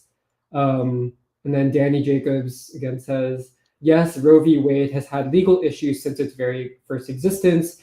It is not really Trump's culpability. And even Ruth Bader Ginsburg thought that the initial Roe v. Wade ruling was weak. Ryan Wagner adds, the Biden administration is sending weapons intended for its proxy in Ukraine to Taiwan in order to provoke another war in the South China Sea. But somehow, quote unquote, Cornel West, Trump, and RFK Jr. are somehow the problem with, quote unquote, our democracy. And then adds that COINTELPRO never ended. Future Homestead says that Noah Kravachevic's Marxism class in Midwestern Marx just presented a pamphlet on Noah's theory of reproletarianization and why he thinks we are in a revolutionary movement. I found it compelling. And then Ryan Wagner adds, we're right on the edge, and further military extension abroad has the potential to solidify an even swifter shift by the global South towards BRICS Plus, away from the US dollar, and that this will force conditions in the US closer to the revolutionary edge. And all of this is self-inflicted by the ruling elite, as Doc said. Yeah, I think I saw that Venezuela had recently applied to join BRICS, which is pretty interesting. And then someone named The Urban Educator says, good morning, Free School. Future Homestead says, I hope the birth of a movement in the US will be able to inspire a movement here in Canada. Do you recommend any Canadian comrades to organize with? The left parties here are not great. And then asked where they could find the, I think it was the King speech in Montgomery. And then... Or was it the Lawson speech? Yeah, maybe King, King or Lawson. And then also Ryan Wagner adds, addressing the primary contradictions of the US domestic and international politics, the entirely corrupted system of governance must be the primary concern and organizing tool of a revolutionary movement. Are you dividing the people, or are you bringing people closer together? Pastor Keith says, grand rising comrades and fellow travelers. And then Why Not Learn has some maybe dissenting views with, I think, some remarks maybe that Doc made, but says, I disagree. It is hard for me to view Dr. Mutulu Shakur as being wrong. So he and others shouldn't have taken over Lincoln Hospital, and he shouldn't have helped to free Assata Shakur from police custody. And then also on the Ice Cube hip hop thread says, nothing fruitful is going to come from Ice Cube and Tucker Carlson. Rappers have been a vehicle for ruling class propaganda. Let's be real. Going to an entertainer is going to an entertainer who is not involved in grassroots movement somehow a sincere effort. The enemy has always gone to Black entertainers. That's nothing new.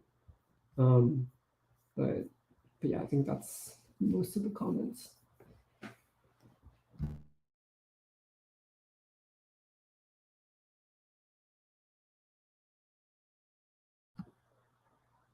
Well, I guess I just wanted to clarify that we're not saying.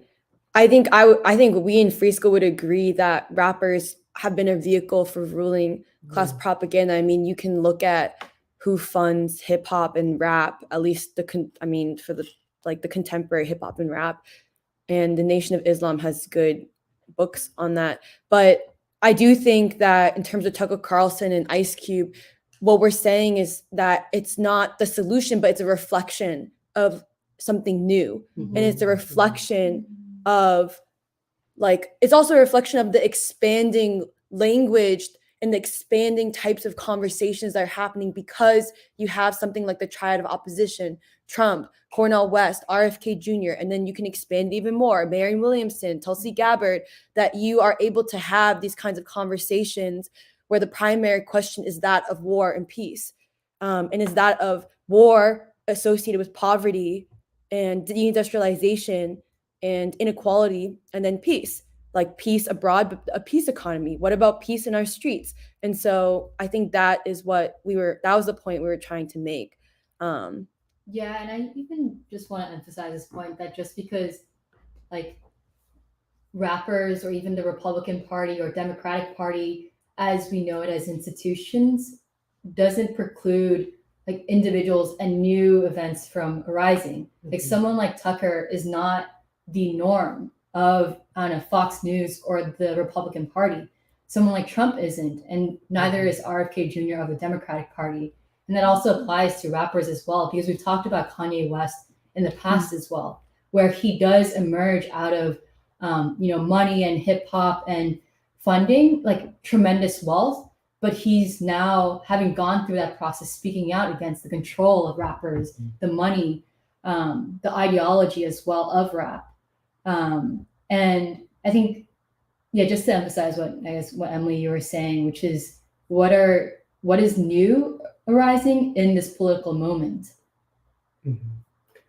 Yeah, and I also want to, I think, respond to the other point, I think, which was basically about when Doc was bringing up, when you had met Asada Shakur in Cuba, and how Asada Shakur had kind of developed in her thinking after coming to Cuba. And I think the larger point about this kind of notion that to be a revolutionary is basically to like pick up arms and to wage like an armed struggle as part of like a small vanguard or something like against the government, and how that has become many people's notions of like what a revolutionary is. And yeah, I think I don't know all of the details, I think, of Asada Shakur's life, and I think her, especially the political dynamics of it, but I do think that I feel like the point still remains that if you consider yourself a revolutionary, the question is not like how extreme can you be, but rather the question is how much can you be of service in uniting the people.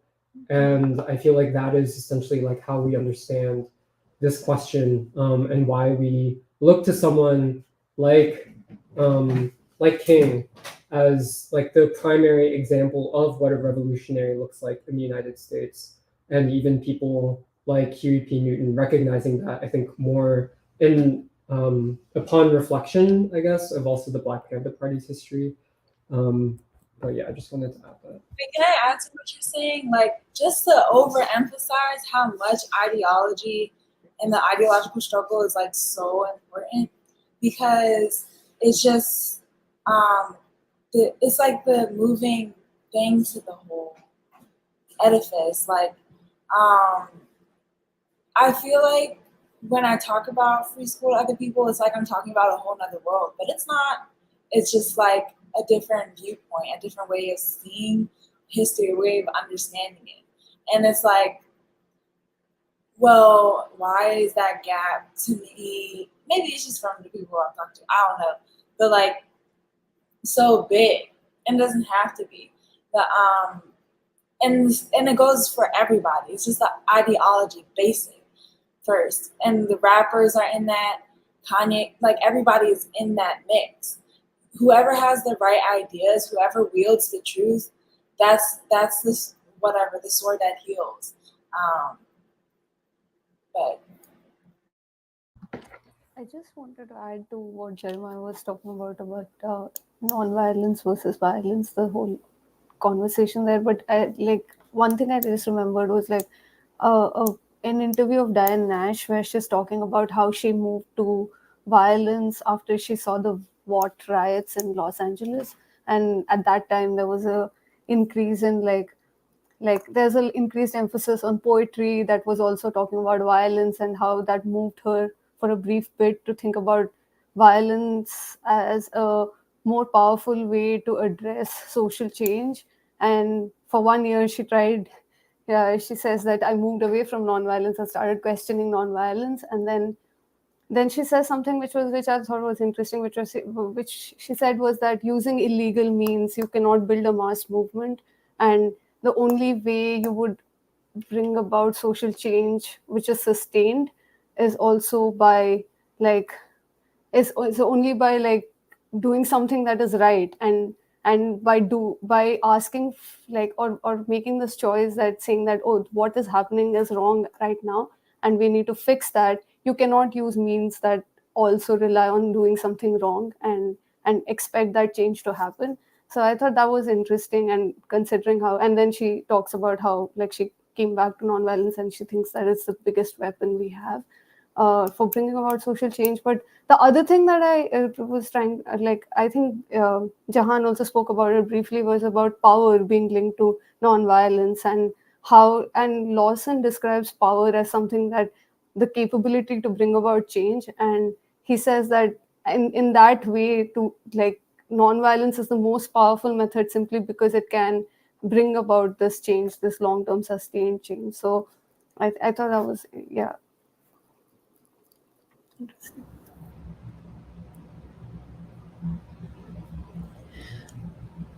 Maybe if no one has any other comments on this, I feel like a lot of the comments and even the conversation the first half of, well, first 2/3 of preschool relate to Raju's review of Martin Wolf's recent book. So maybe we could, if you guys are okay with it, we could go to that. Well, I don't know if we wanted to read the whole thing out loud or just have Raju, you can like discuss the review you wrote and also the book. I don't know which one you and Doc think would be, which would be better, or what you would prefer.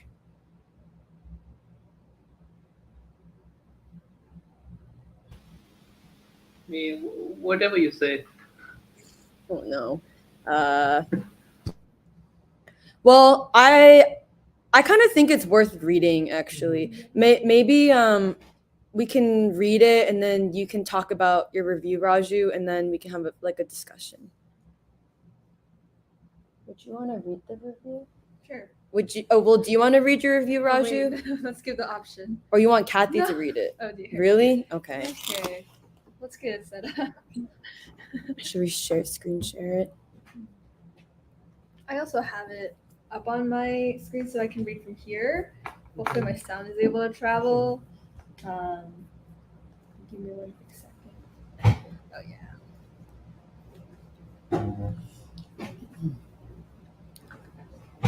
Okay.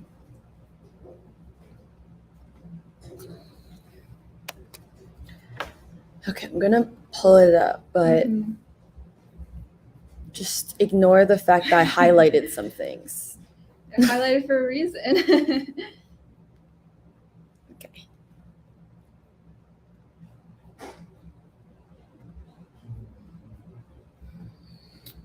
Okay.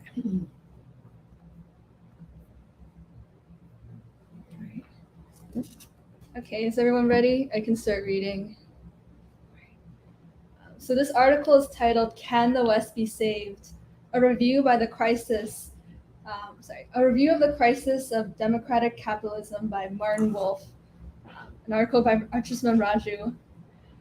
Martin Wolf's book, The Crisis of Democratic Capitalism, is an important and ambitious work which deserves to be read by a wide audience.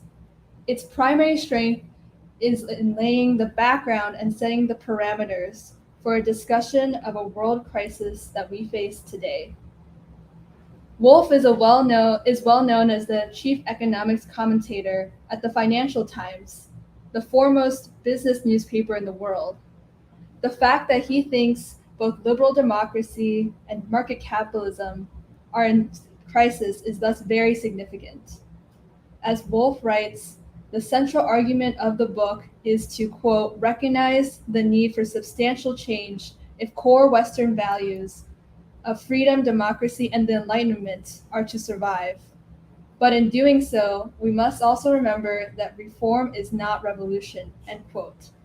This admission indicates how deep Wolf judges the crisis to be, a challenge essentially to Western civilization, which is in the throes of a crisis which may require revolutionary change.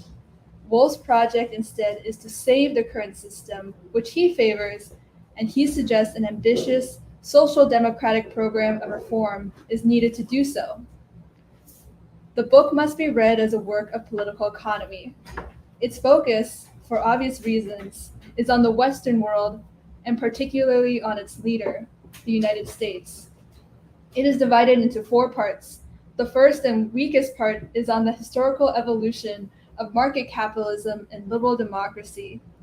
The second, and perhaps the strongest part, judges the scope and factors behind the current crisis. The third sets out Woolf's proposed agenda for a, quote, New Deal of social democratic reform. And the final, in Woolf's words, quote, most important, end quote, part addresses global challenges, including climate change and the rise of China. The book starts with a reference to James Baldwin, with the first chapter titled, quote, The Fire This Time, end quote. However, if Baldwin's work have left any impression on Woolf, it is hard to discern in the subsequent text. The weakness in his historical treatment of the rise of markets and democracy in part 1 of the book is precisely that he has no conceptualization of color or colonialism. However, Woolf's key argument is nevertheless interesting, for he argues that liberal democracy and global capitalism are deeply interlinked and will be saved or presumably die together. It is part 2 of the book entitled, quote, What Went Wrong, end quote, that is the most interesting to read. Quote, trust in democratic institutions, the global market economy, and economic elites has faded over recent decades, end quote, as Woolf says. Why is this so? The culprit, Woolf argues, is economic failures, including, quote, rising inequality, weak growth of real incomes, deindustrialization, end quote, all of which were exacerbated by the financial crisis and austerity. He points to inequality as a particularly significant failure, saying that it alienates the people, and demonstrates the contempt elites have for ordinary people.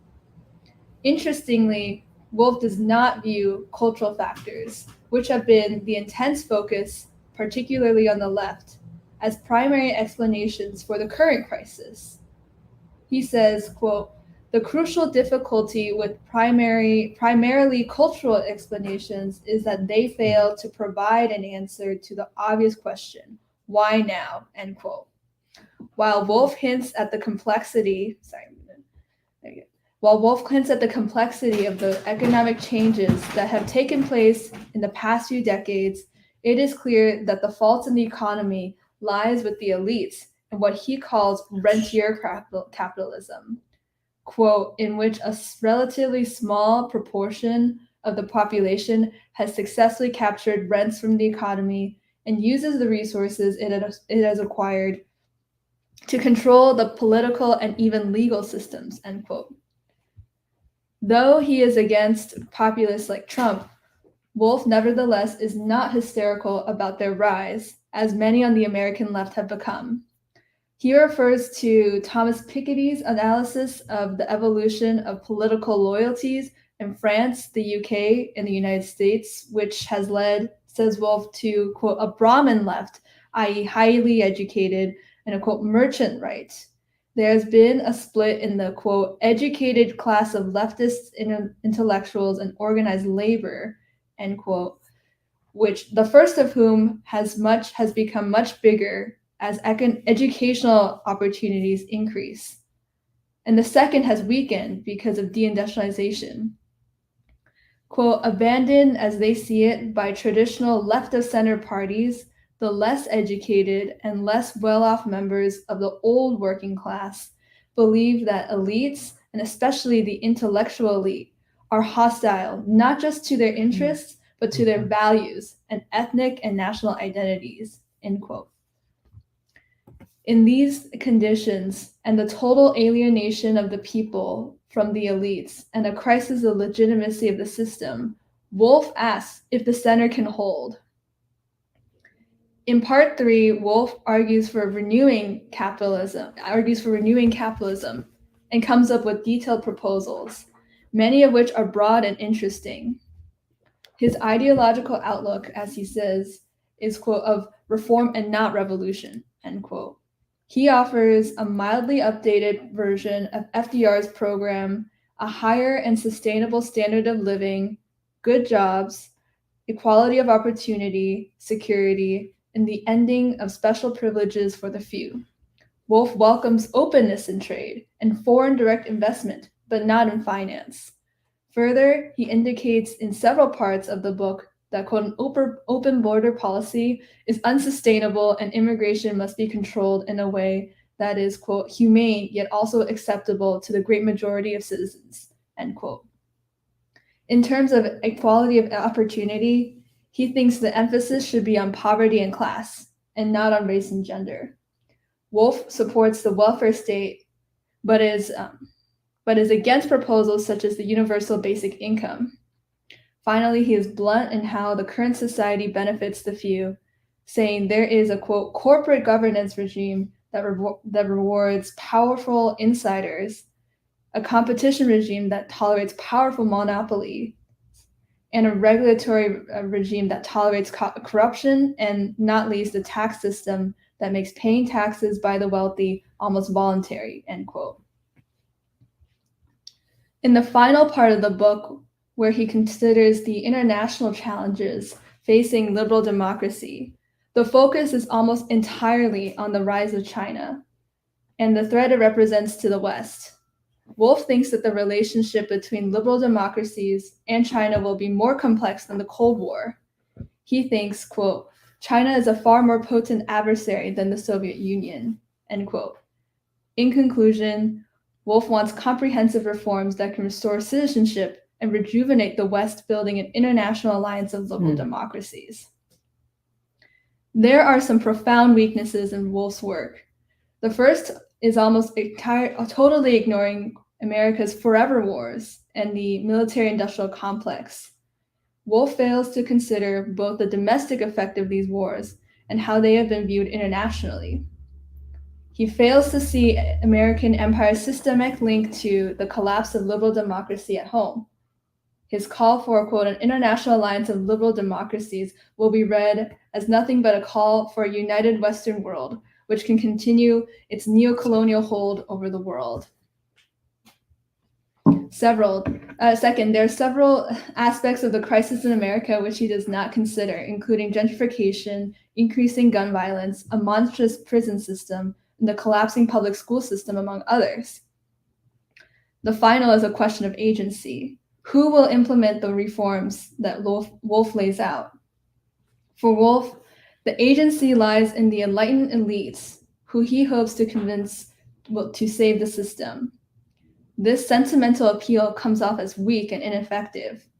The weaknesses of his historical understanding reflect in the weakness of his future vision. He casually and very briefly treats the two democratic revolutions in the US, which expanded the notion of citizenship in the US, the Civil War and the end of slavery, and the Civil Rights Movement, not even mentioning the name of Martin Luther King Jr. once in his long book. This explains why Wolf's theorization of democracy is so woefully inadequate. Ironically, for all his support of democracy, Wolf maintains an elitist worldview where the people have no role in making history. The importance of Wolf's book is that it is an honest attempt to detail the crises of the West, in particular, the crisis of legitimacy in its leading power, the United States. However, it may be too late in the day for the kind of reform that Wolf desires, and certainly there's little political will. The question he raises will be for the American people to answer: reform or revolution? However, Martin Luther King Jr. might have framed it more aptly when he said, "Where do we go from now? Chaos or community?"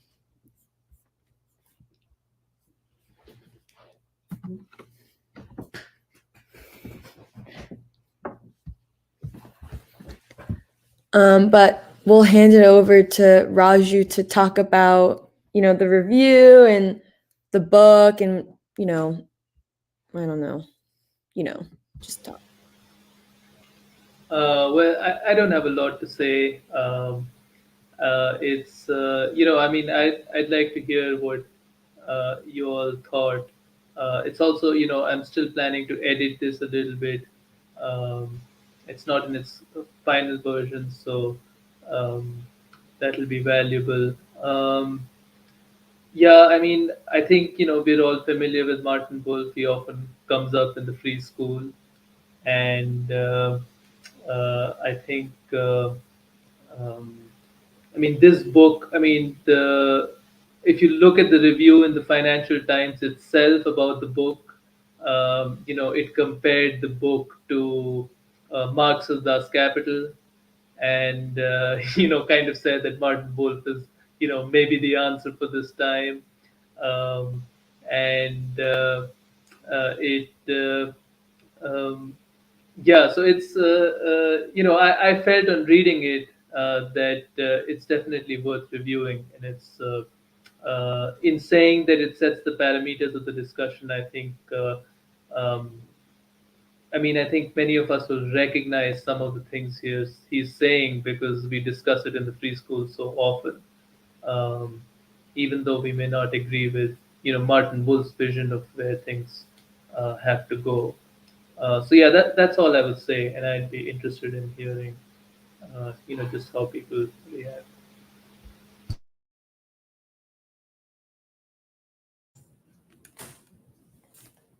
Yeah, well, I'm personally very glad that Raju took the time to read this book and write this review because speaking of our discussion of the left, I think it's very helpful to understand the kinds of the way that I guess you could argue maybe certain sections of the elite. This is something I'm actually a question I have, but it seems to me maybe certain sections of the elite, the more intelligent parts represented by Martin Wolf, perhaps have a vision for their own kind of realignment, where they may like to manage this crisis through a kind of political realignment towards this kind of, I guess you would say, social democratic vision that is, or we could say maybe social corporatist vision, but which is not really going to increase democracy for the people or address that basic question. And of course, tied to that is a question of imperialism.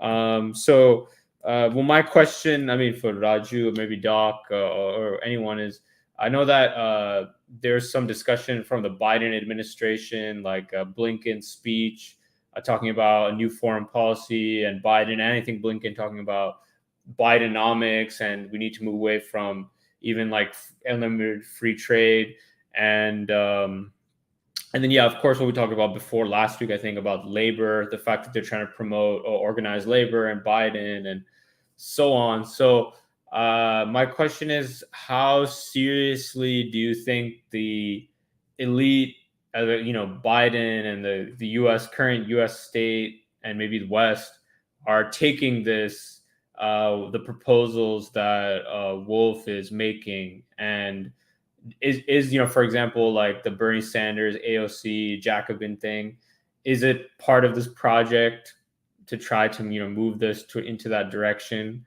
or is this still something that's just an idea that's being put out there and an active debate that's happening?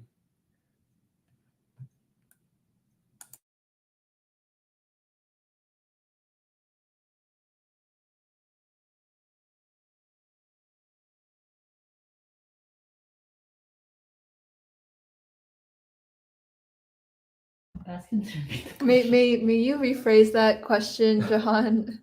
Oh, okay. Yeah. Sorry. I was just sharing my thought process, and the question wasn't clear. But basically, my question is, how seriously is his proposal, his analysis, and his proposal being taken by the Western elites? Like, is this something that actively the Biden administration is trying to move in the direction of, as evidenced by this whole Bidenomics and what Blinken has been saying about some similar points I've heard them make. So that was my question. Well, I think just a quick thing. It seems to me that Martin Wolf has been downgraded in terms of the opinion page of the Financial Times. People such as Edward Luce, Gideon Rockman, and others that are more pro-U.S. elites have been upgraded. Now he still appears, but he's way down. And I remember a few years ago, you couldn't open up the opinion page without Martin Wolf being the first person. So I think, at least from the Financial Times' point of view, Martin Wolf's opinions are not in line with where they're going. And I think that has something to do with the neoconservative or pro-war stance that the Financial Times is taking, where it reads more like the New York Times or the Washington Post than like the Financial Times or even a British newspaper. And so I would therefore say, and I think Raju would agree with me here, that at best, Martin Wolf represents a very tiny minority within the ruling elite. And Martin Wolf, and as Raju, as you pointed out in your review, he doesn't like Trump, but Trump is not the cause of the upheaval. And he points, and this is where, one can appreciate Martin Wolf even over these so-called leftists. And I think he's right about the leftists as becoming this highly educated. To be a leftist, you have to have a college degree these days.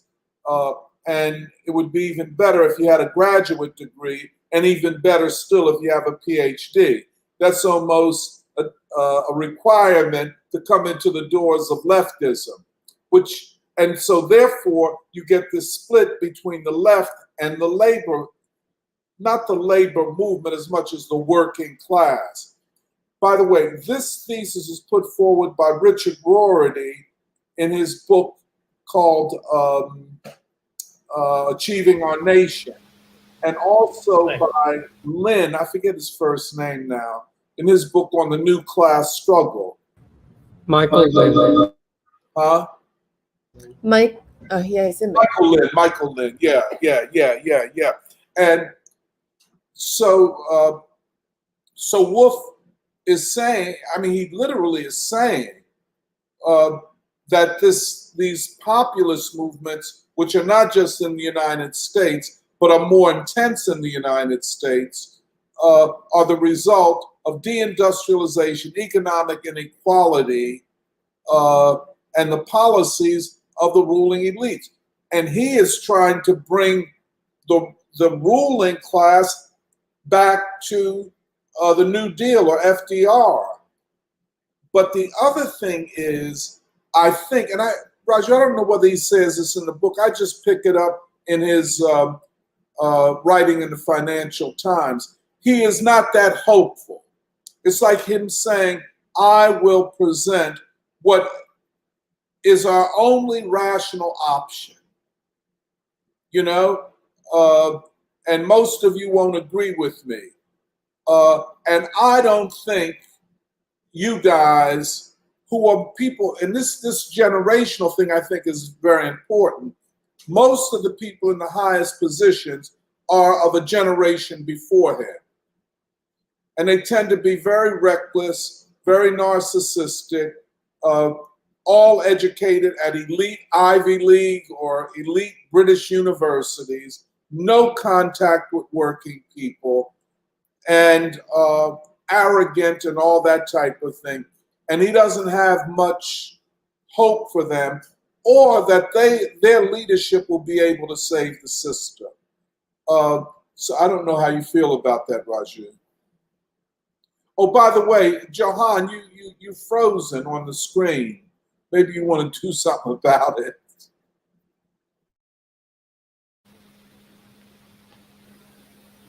Yeah, I think he is very pessimistic, and I mean, he's not, and I think you're absolutely. I mean, when you read his book, I mean, you're surprised by, and that's why I wanted to say that it's honest, because you're surprised by how critical he is of the ruling elite, and he doesn't, and and his kind of FDR reform agenda, whether it works or whether it's workable or not in this time, and that's a discussion to be had. But the fact that he is making that reference, and the fact that I mean, it's clear to him that a lot of things need to be changed, and I mean, he's obviously intelligent enough to see the kind of flaw in his argument, which is that if it's the ruling elite, as he argues, that has brought things to this situation, to this moment, uh, then it's not going to be the ruling elite that has the capacity to take it out of it, you know, and uh, and so I think that's probably his cause for pessimism. And I do think I also agree with what you were saying earlier. I don't think that Blinken and so on, um, Bidenomics comes anywhere near, the way he describes the crisis. I do think it's significant, that speech that Blinken gave, where even at that level in the ruling class now they've had to acknowledge um, basically how the disastrous effects of what was called neoliberalism, and that they have to move away from it. But I don't think what they're proposing is anywhere as ambitious as what Wolf tries to argue in his book. Oh, I just wanted to add that I had come across an interview that Martin Wolf did with the New York Times recently on like the Ezra Klein podcast, and it was not Ezra Klein himself, but like someone filling in for Ezra. Hey, Jeremiah, could you speak up? You're not coming across too clear. Just speak a little clearly. Okay. More clearly.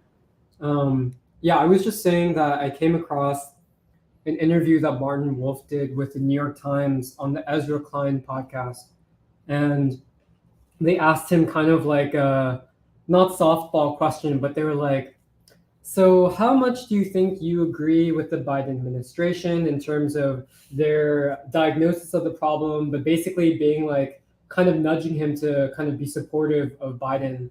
And he's very kind of diplomatic, but basically he says, I don't think that what they're doing is essentially going to achieve what I think needs to be accomplished. And he says, well, essentially that, yeah, like I think that they're expecting too much from what is essentially an industrial policy.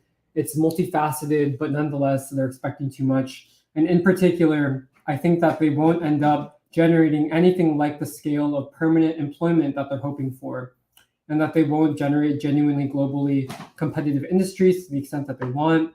And basically, he is also trying to show that there's a difference between like Bidenomics and also the kind of national security policy, as it's like there's a difference between the kind of like the quote unquote national security aspect of it, which is the real driving force behind a lot of the need to kind of bring back some jobs, like semiconductor jobs, for instance, like they want to bring back to the United States, but that's only because China has such a huge role in terms of semiconductor production. But that's really less about reindustrializing America, and it's more about kind of a security objective. But yeah, he's very skeptical. Basically, he says like I'm very skeptical of what the Biden administration is doing.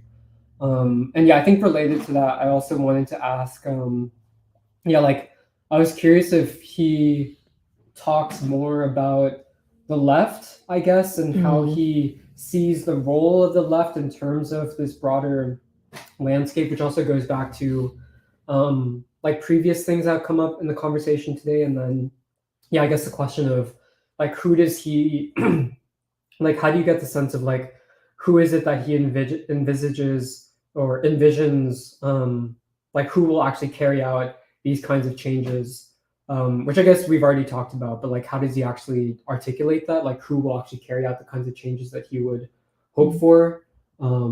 But yeah, I was just curious about that.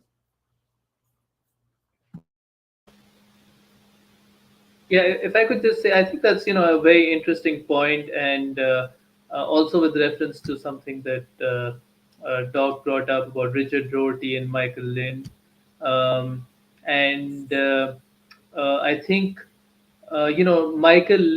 Lind's book. So I mean, Martin Wolf himself. I think I've written a little bit in the review, how he sees this whole thing of the educated left, how it's divorced from the working class. And, it's also consistent, I think, with a lot of polling data that now sees that, the way to nowadays judge a lot of political opinions in the US is whether you're college educated or not. That has become a big marker for how you um, view, you view or your political opinions. So, and Michael Lind in his book really argues for, um, a similar thing. But in particular, I think Michael Lind discusses the left much more than Martin Wolf does. And Michael Lind really traces the kind of how the left devolved. He really traces that to the Frankfurt School, and he brings up, for example, Adorno's analysis of fascism and how so much of it kind of blamed the working class for, the Frankfurt School in particular blamed the German working class for German fascism, rather than, blaming the uh, big bourgeoisie, the capitalists, and even the petty bourgeoisie to some extent.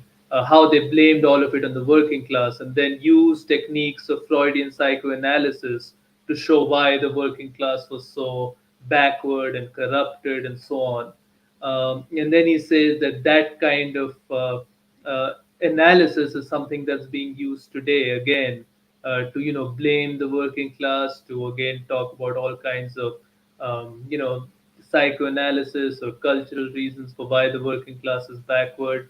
And I think that ties in very much with what we were discussing in the beginning, about the left and what we have been discussing for a while.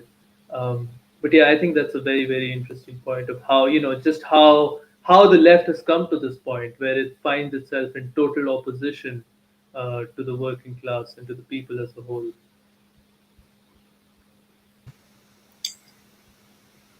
I greatly appreciated this review, Raju. I'm sure this was a long read. The What I enjoy out of reading anything about Martin Wolf is, even though he is a huge defender of the West, he can be more earnest in understanding it to make it better, which is a lot more than you get from other people. My consideration with the way he analyzes the crisis of the West and the way out is, uh, I like that you pointed that he didn't really take into consideration the like military and like the forever wars as one of the greatest threats to American democracy. And it really reminds me of Nkrumah's analysis of post World War II and neocolonialism, where he basically said that in order to kind of deal with the internal problems, the Europeans basically decided to give their people a little bit of a higher share of the spoils of Africa and wherever else they had neocolonial power. Is it kind of what more or less Martin Wolf has in mind, implicitly or explicitly? I know he's FDR New Deal is. I mean that was a great period in American history that we looked at through Du Bois, but at least in that time period, the United States was not the greatest threat to world peace and like that global imperial power that it is today. So yeah, I'm trying to understand where he places the United States with the rest of the world and the path and how that relates to the path for the American people.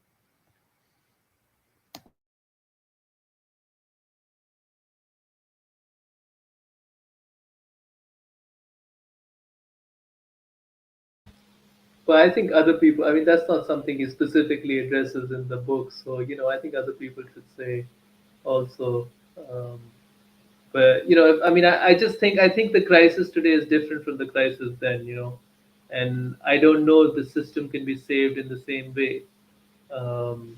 It's and especially, the United States kind of came out unscathed out of World War II, and it was in a position to save the system.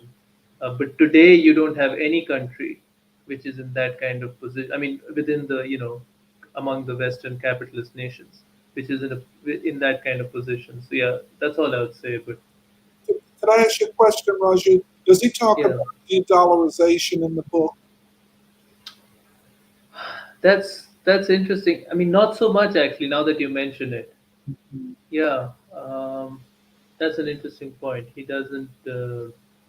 I'll have to go back and check to make sure. But from what I remember, he doesn't actually talk about it. Good.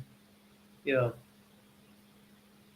I would just say one thing apropos what Eddie is talking about. For the ruling elites of the West, the world is much smaller today than it was 50, 70 years ago, not to mention 100 years, 150 years ago, when colonialism was ascending. The world was large for them. Now the world is closing in on them. And I'm certain that besides, from the standpoint of the ruling class, which is a tiny group of people, by the way, the ruling elite, if you want to call them that, I think the impact of this shrinking world, their shrinking world, is having profound psychological impacts upon them. I don't know, because they do not have the ideological flexibility or the ideological sophistication to think in ways that Wolf wants them to think, because they're in a psychological crisis, a crisis of identity, a crisis of who they are.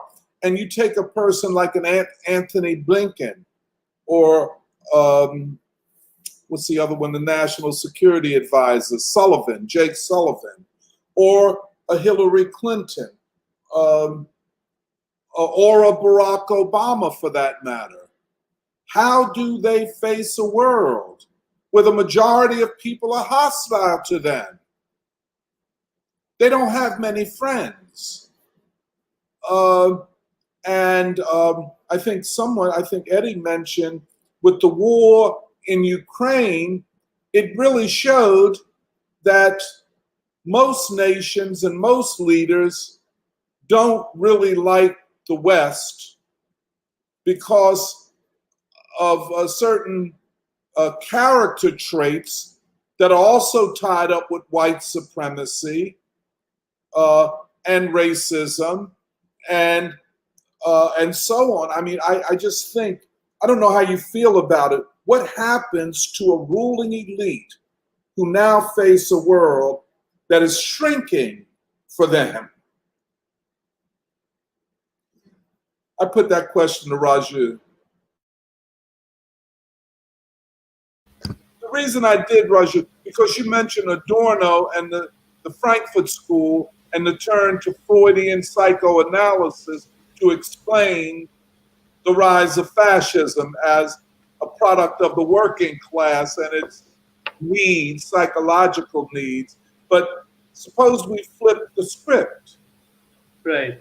Try to understand the deep psychological problems, delusional even behavior of the ruling elites. Right. No, I think that's very accurate, and sometimes I think that's also part of the pessimism of Martin Bull's book, kind of seeing the I mean, I agree with you. It's just the way they carry themselves and the way they talk, and it's there's it's really something going on. And I have to say, I guess because Martin Wolf has access to a lot of these spaces and so on. Sometimes I think sometimes, I mean, not often, but sometimes he also kind of relapses into this way of thinking and saying things that are a bit delusional. I mean, like sometimes in the book he starts referring to the World Happiness Index and how all these countries, Norway and Sweden, are so happy, and that proves that liberal democracy, and it's just. Uh, I mean, I agree. I mean, it's an existential crisis for the system, and it's I think the way also the way he's phrasing it, our enlightenment values are under threat. I mean, they're really seeing it, or at least Wolf is really seeing it as a civilizational crisis, and that means that the um, we refer to Baldwin's concept as the last white nation, um, and I mean this may be the last ruling elite of this form. I mean, it may just become unsustainable to have a ruling elite um of the kind that we are seeing today, and what effect that has. I agree with you. The uh, flipping over and doing a psychoanalysis of the ruling elites is, I mean, it might be needed because the other thing is that they are also just so prone to behaving in, very, very irrational ways. I mean, I'm willing to destroy the world rather than not have me be at the center of it. If you don't mind, if nobody mind, the movie, I think 1964 movie, Dr. Strangelove. This strange, delusional, crazy scientist. But that might be a metaphor for the ruling class because they're doing things that don't make sense. Why would you threaten China over Taiwan, where you've already admitted that Taiwan is a part of China? Legally, politically, that's a treaty. It's not just a handshake. The terms of the establishment of diplomatic relations between the United States and the People's Republic of China in 1979 was that the United States agreed that Taiwan was part of China legally. That's an agreement. And now you think, and it is delusional, China is not Iraq or Afghanistan.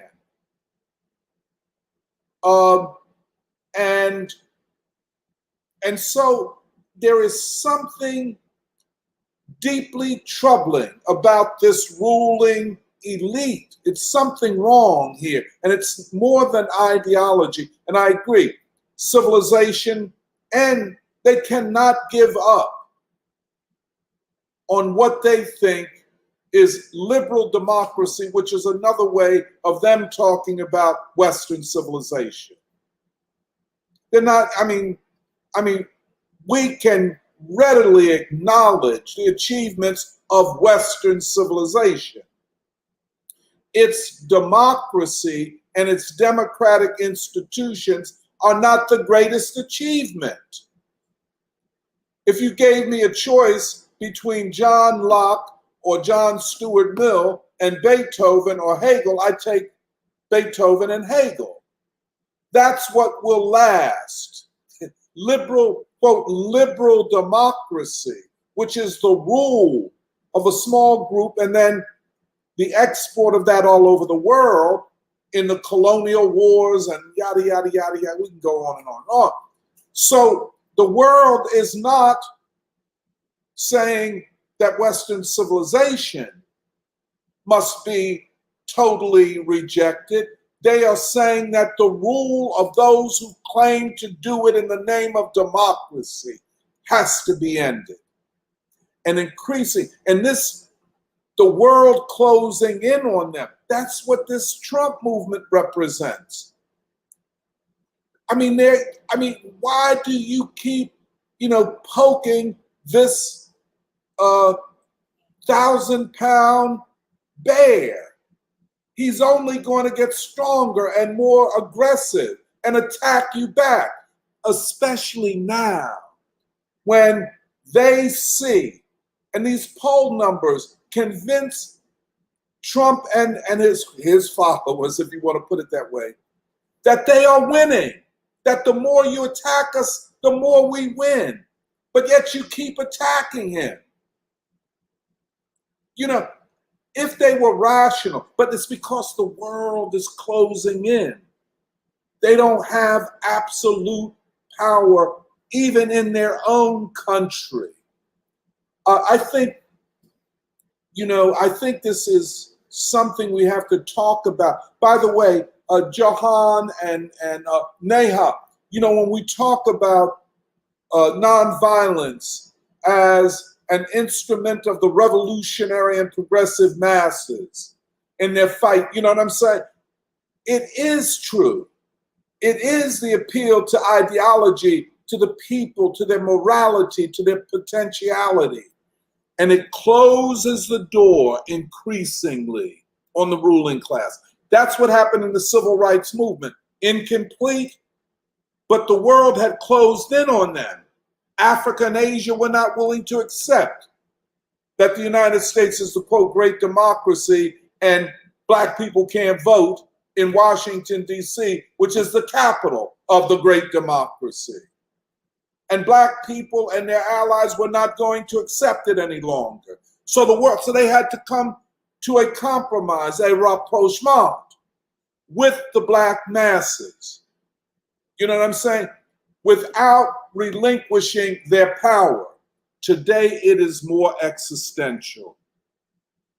And I can understand Wolf. And he's talking about the United States. He's in England. He ain't writing about England or Europe. He's writing about the United States. If the U.S. falls, Western, quote, democracy or the Western ruling class cannot stand up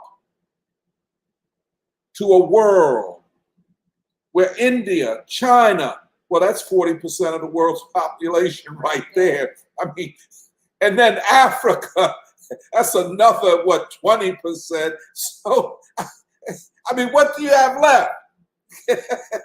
And then, of course, and just one thing I'd like to say, two things. De-dollarization, which is connected to the petrodollar. Hence, and the standing of the US dollar in world trade and finance and so on is the result of a treaty, an agreement between Saudi Arabia and the United States. That Saudi Arabia would only sell its oil, Saudi Arabia, the major exporter of oil, in dollars. Which means that if India wants to buy oil from Saudi Arabia, it has to first buy dollars from the Federal Reserve or the Treasury so it can buy oil in dollars from Saudi Arabia. All of these mediations, that uphold the exorbitant privilege of the US dollar. It's oil. Now, what does it mean? Saudi Arabia has gone to the other side.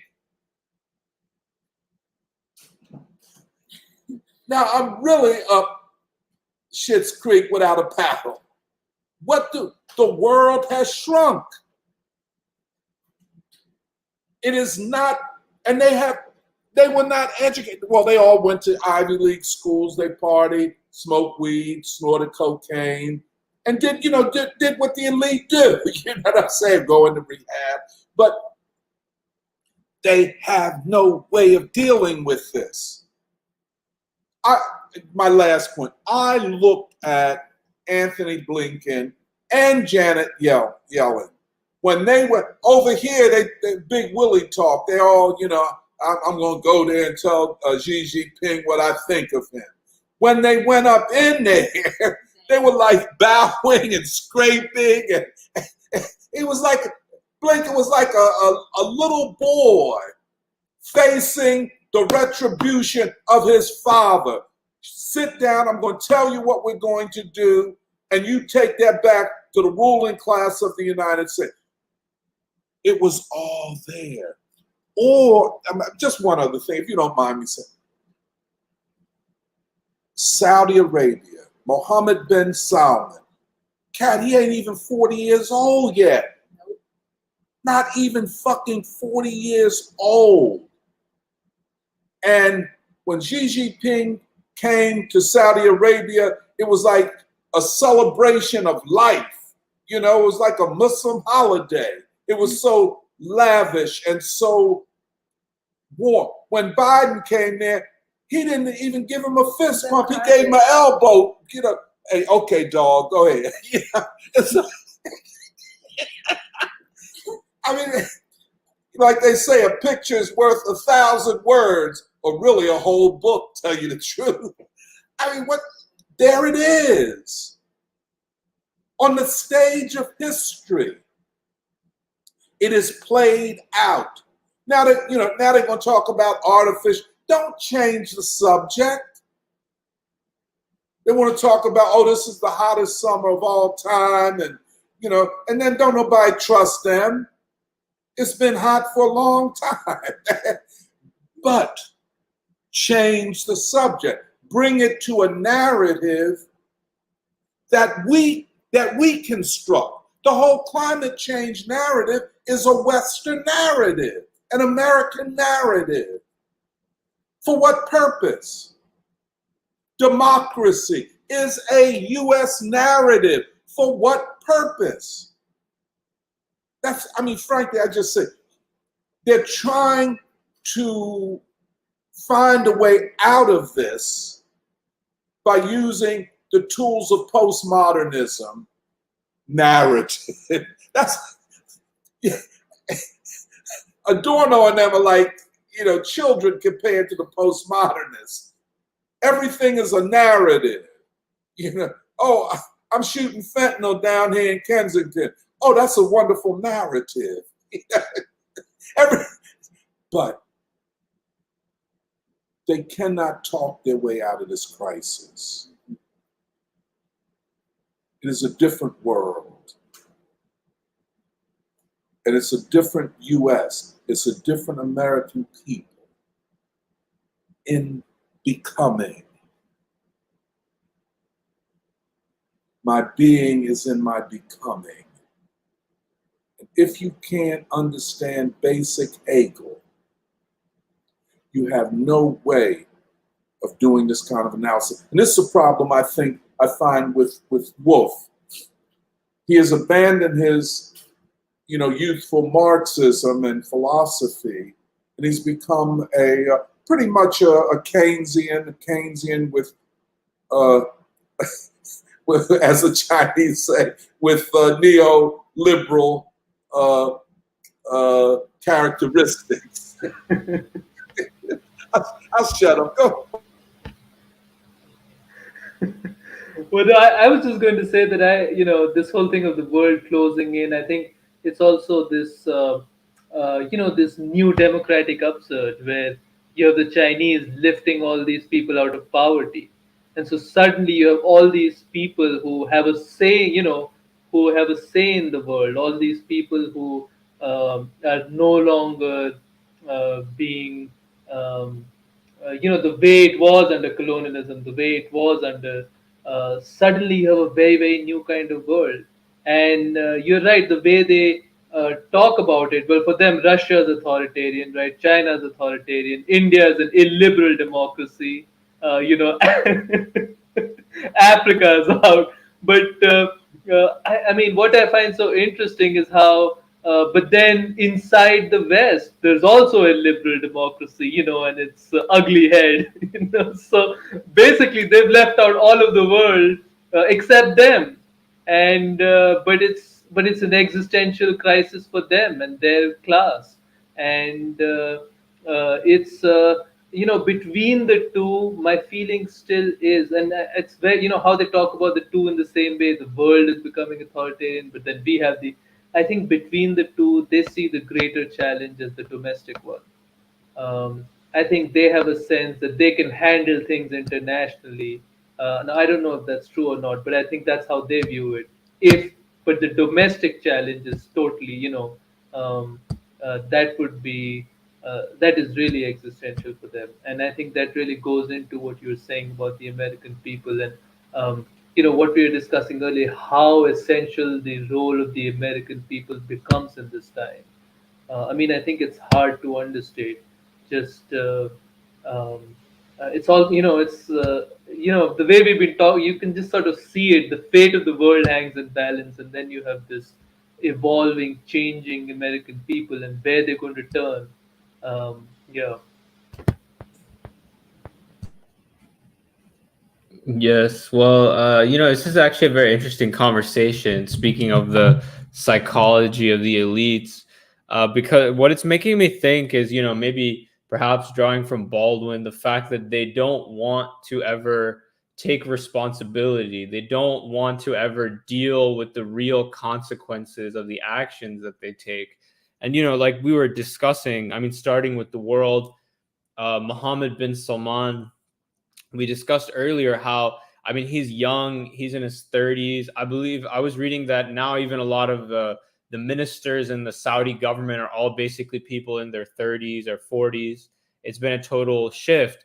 But a lot of it is because this is something we talk about in free school. I haven't seen this really written about, but there must be a great psychological and even social impact of the Iraq war and the destruction of Iraq on the psyche of people like Mohammed bin Salman and the masses in Saudi Arabia. And they realize that, okay, now today we're in the good books of America, but we literally saw our northern neighbor destroyed, in one go. And then similarly, we talked about Pakistan and Imran Khan, the impact of the Afghan war, how that destroyed and destabilized that region. And Pakistan, which was a bulwark of America, now among the masses, there is a great anger at what happened and the rise of a new populist movement, which they may try to shut down using courts and so on. And I don't think that will work in the long run. And then in Africa, in West Africa, the destruction of Libya, which is direct, and then how that destabilized the Sahel region and these countries which we were discussing, Mali, Burkina Faso, Niger. And I saw the video of the president of Burkina Faso, the young captain in Russia, and he looked so intense. The way he's also, I think, about 34. I think he's the world's youngest president, about 34. Looked so intense. And I was reading about him. He basically in the army was one of the people fighting in the front lines against the militancy that grew because of the destruction of Libya, and that the West was really promoting so that France and the US could use it as an excuse to increase their military presence in countries like Burkina Faso. But when he spoke with this intense look in Russia, and he talks about Africans and Russians are the forgotten peoples of the world. And we are no longer going to be forgotten in the history books of the West. And when he says that, he basically said, well, slaves who do not revolt do not deserve pity. That's my message to the African Union and to all neo-colonial forces in Africa. We will revolt. But the West, psychologically, the Western elites, like you're saying, Blinkens and the Bidens, they can't really accept, oh no, it's not because of us, our war on terror, our regime change wars, our forever wars. And then I agree with Raju, the difficult thing, which they don't know how to fight at all, is at home. They don't want to deal with the consequences of, we deindustrialized America just to increase our profits so we could do well. We're not going to accept the anger of the American people resulting from that, the anger resulting from a Kensington, resulting from a Beaver, Pennsylvania, Butler, Pennsylvania, resulting from the poverty in places like Michigan and so on. And that's, Trump, the manifestation of that anger and that rejection, and that, people don't want to vote in the Democratic primary. So they're just completely incapable of comprehending. And I sometimes I think maybe they do believe the stuff they say when they're like, okay, this is because of toxic masculinity. This is because of I don't know, Black and Latinos are adopting white supremacy by going against Biden. It's just like these ridiculous, actually college educated whites are to the left of Black people on race, are more anti-racist. I guess all you could say is they're drinking their own Kool-Aid, I guess, because the alternative would be accept responsibility, accept the consequences of their actions. But no, actually, one thing Tucker says, he says, the world is not divided between those who believe in God and don't believe in God. It's divided between those who think they are God and those who don't think they're God. And our elites think they are God, that they can do whatever they want and they will never be held to account for any of their actions. And that whenever they want, they can redefine the basic meanings of words and so on. So I think, this is how I'm seeing the situation. Hey, Joe, why don't you continue, man? It's very, very exhilarating. You didn't have to stop, brother. Go ahead. No, I mean, I'm just connecting these dots based on what you said. It's a very good exercise. I encourage other people to participate in this exercise of flipping the script. We need to psychoanalyze the elites. And what's up with this Barbie movie being put out there? Are we seriously gonna dumb down people and think that that's what people need in the midst of all this pain and all this chaos? We need a Barbie movie and have men and women dress up in pink and identify themselves with children's toys. I mean, that's also the next level. Not even cartoon characters, children's toys. So Todd showed me a really cool review of Barbie called the Subversive Review, if you want to look it up on YouTube. But the Barbie movie is basically Mattel's way of rebranding Barbie for a more modern woman. So before Barbie, Barbie takes care of Barbie house, Barbie has Barbie car, but women can't afford Barbie house and Barbie car anymore, so they have to update the brand. And Mattel's going to make a lot of money about it. But I still hope to see Barbie because I want to find out what Kenergy is all about. Perhaps maybe if someone is willing to watch it, they can at least share the reasons it's being put out and the cultural strategy of the elites with that movie. Well, we're probably close to finishing, so I would quickly wanted to say a few things about my reflections about the review. Most of the things have already been said, but I just wanted to reiterate that I really liked, that part. Well, it's a review of what Martin Wolf says, but even the fact that he identifies the universities and academia in general as sort of like the birthplace of a new left or an intellectual left, which then goes on, which is not which is not the left because it stands for the working class people, but it's the left because it's the left. Like it's the left by definition, and then it goes on to then dominate the ideological landscape and the narratives. And it reminded me so much of Gerald Horn, for instance, right?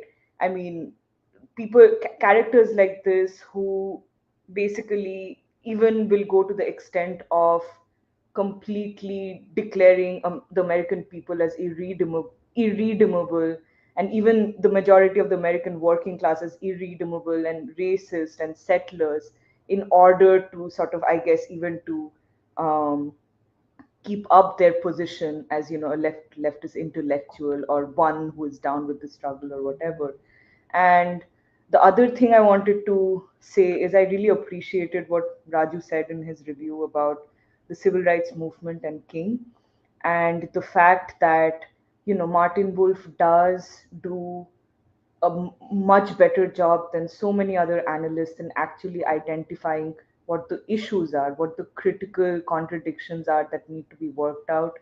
But then again, is again so out of touch with the history itself to not recognize that there has been a democratic struggle in this country, two democratic struggles in the country, and then the most recent one with Martin Luther King Jr. and the civil rights movement actually leading to a new idea of citizenship and what equality means, what civil rights even mean. So if you identified correctly, and I'm not articulating this the best, but if you've identified correctly that domestic inequality is one of the chief reasons for this crisis that the American nation finds itself in, then you would you would expect that this analysis would turn back to the period which was talking about where this inequality stems from and a new idea of citizenship and civil rights. And yeah, I mean, this just again, it's a testimony to how like viciously the Black freedom movement has been suppressed and Black leaders have been suppressed in this country, such that this history that we have studied and we've discussed so much that it comes naturally to us to think to or to look to when you're considering what can we do, what is the way forward today. Like Raju says in his review, chaos or community, what is the path forward? It's just this history and this framework is so inaccessible to the vast majority of people because it has been suppressed and erased to such a large extent and trivialized. That's the heartbreaking part. Yeah, I just wanted to say that before we ended. Can I just build? I know it's late and I know I'm talking too much. This is so important that you don't get Roe v. Wade without the Civil Rights Act of 1964 and the Voting Rights Act of 1965. It creates the political moment. It expanded rights for all people, but not just rights based in the Constitution and constitutional law. People, and especially a lot of so-called black radicals, get it wrong and wrong and wrong, as though the civil rights movement was only a civil rights movement and what we're fighting for ultimately is human rights. No, homie, it was human rights because it superseded only the rights of black people and to the rights of all people in the United States, including immigrants, by the way. The immigration law of 1968 is a part of the civil rights legislation. Everything changes. The Supreme Court had to then think differently. Having abandoned the civil rights revolution, the Third American Revolution, makes possible a, quote, reinterpretation of laws and decisions made by the Supreme Court in the period of the upsurge. The answer is not legal decisions and the Supreme Court. The answer is in a political realignment. And we are now at the beginning of it. This is the thing, however. This ruling class is so reckless that they would initiate a civil war in the hopes of undermining what they call a right-wing movement. It is not a right-wing movement. That's a smear campaign. And desperate people do desperate things, and they are very desperate. If you look at a chessboard, a chess game, they're not that far removed from checkmate.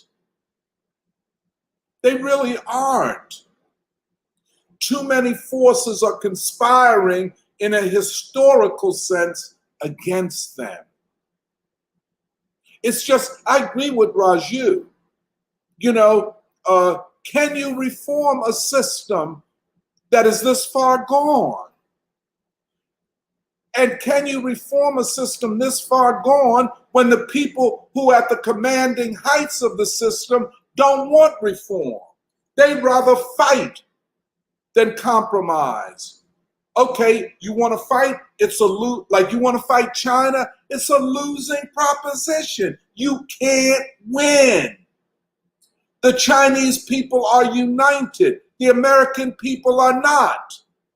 They thought they were going to take Russia down. Oh, it was just a gas station posing as a nation. Well, you see where that got you. Yeah. Mm-hmm.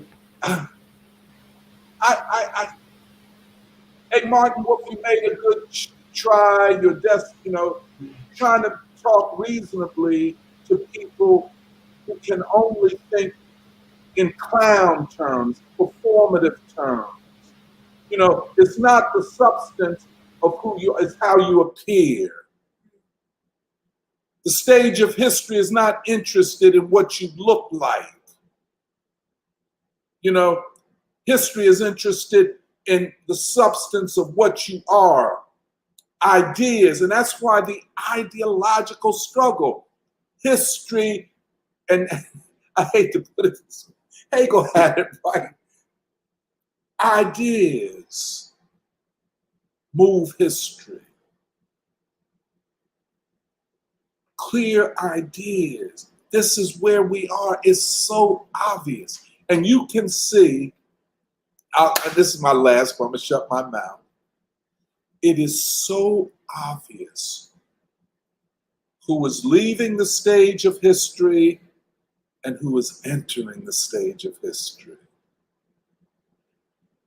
You know, you get Shankara, Bhaskar Shankara, highly educated, super articulate, but you're leaving the stage of history. History is impatient with your type of people. Communist Party, it's over. You know, it's over for you all. Democratic Socialists of America, it's over. It's only a matter of time. And as the ruling class goes down, you're gonna go down. You know, and all, you know, to the left, you know, all of these intellectuals, the best advice I could give them is find a good psychiatrist or get some decent meds. And, you know, I don't want you to go towards fentanyl, but if that's your drug of choice, go ahead. Yeah. You don't have a future in the world that is emerging. You know, I guess, you know, I'm quite impatient. I was talking to Michelle earlier in the morning. You know, I feel sometimes I'm too impatient with these intellectuals, these leftists, and so on. I guess what I'm impatient with, and I guess history is also impatient with them, what they used to call a Bonapartist. I am the state and the state is me. The way the left, I am the left, and you can't, how dare you challenge my credentials as the left. You know, that's their stand. But that is, how do you put it?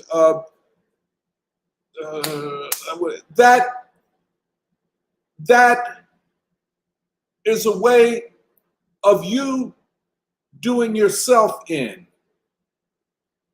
You know, that type of self-absorbed narcissism. I am. It is. I represent the left. You listen to Bhaskar Sankara. I mean, it's no humility, no thinking, well, maybe we have to consider many things. What about the working people? You know, the working class has left the Democratic Party. Everybody fucking knows that. But the DSA is saying, we're going to represent the opposition in the Democratic. Well, no, the working class ain't their hometown. They left you. You know what I'm saying? And black folk are trying to find an exit as we speak.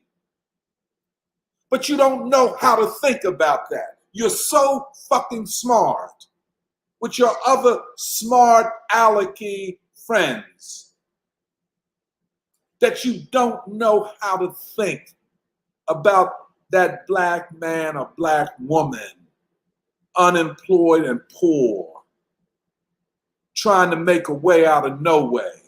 And you telling them, vote the way you've been voting? No, they ain't gonna do it. They ain't gonna do it, hometown. And so, you know, I recommend, you know, I know you all, you know, get a good psychiatrist, because you're gonna lose your mind if you ain't already lost it. Yeah. The world don't give a fuck about you and what you think and how good you talk and how sophisticated and how much the ruling class is giving, putting you on a perch and giving you a lot of money. The world don't care about you.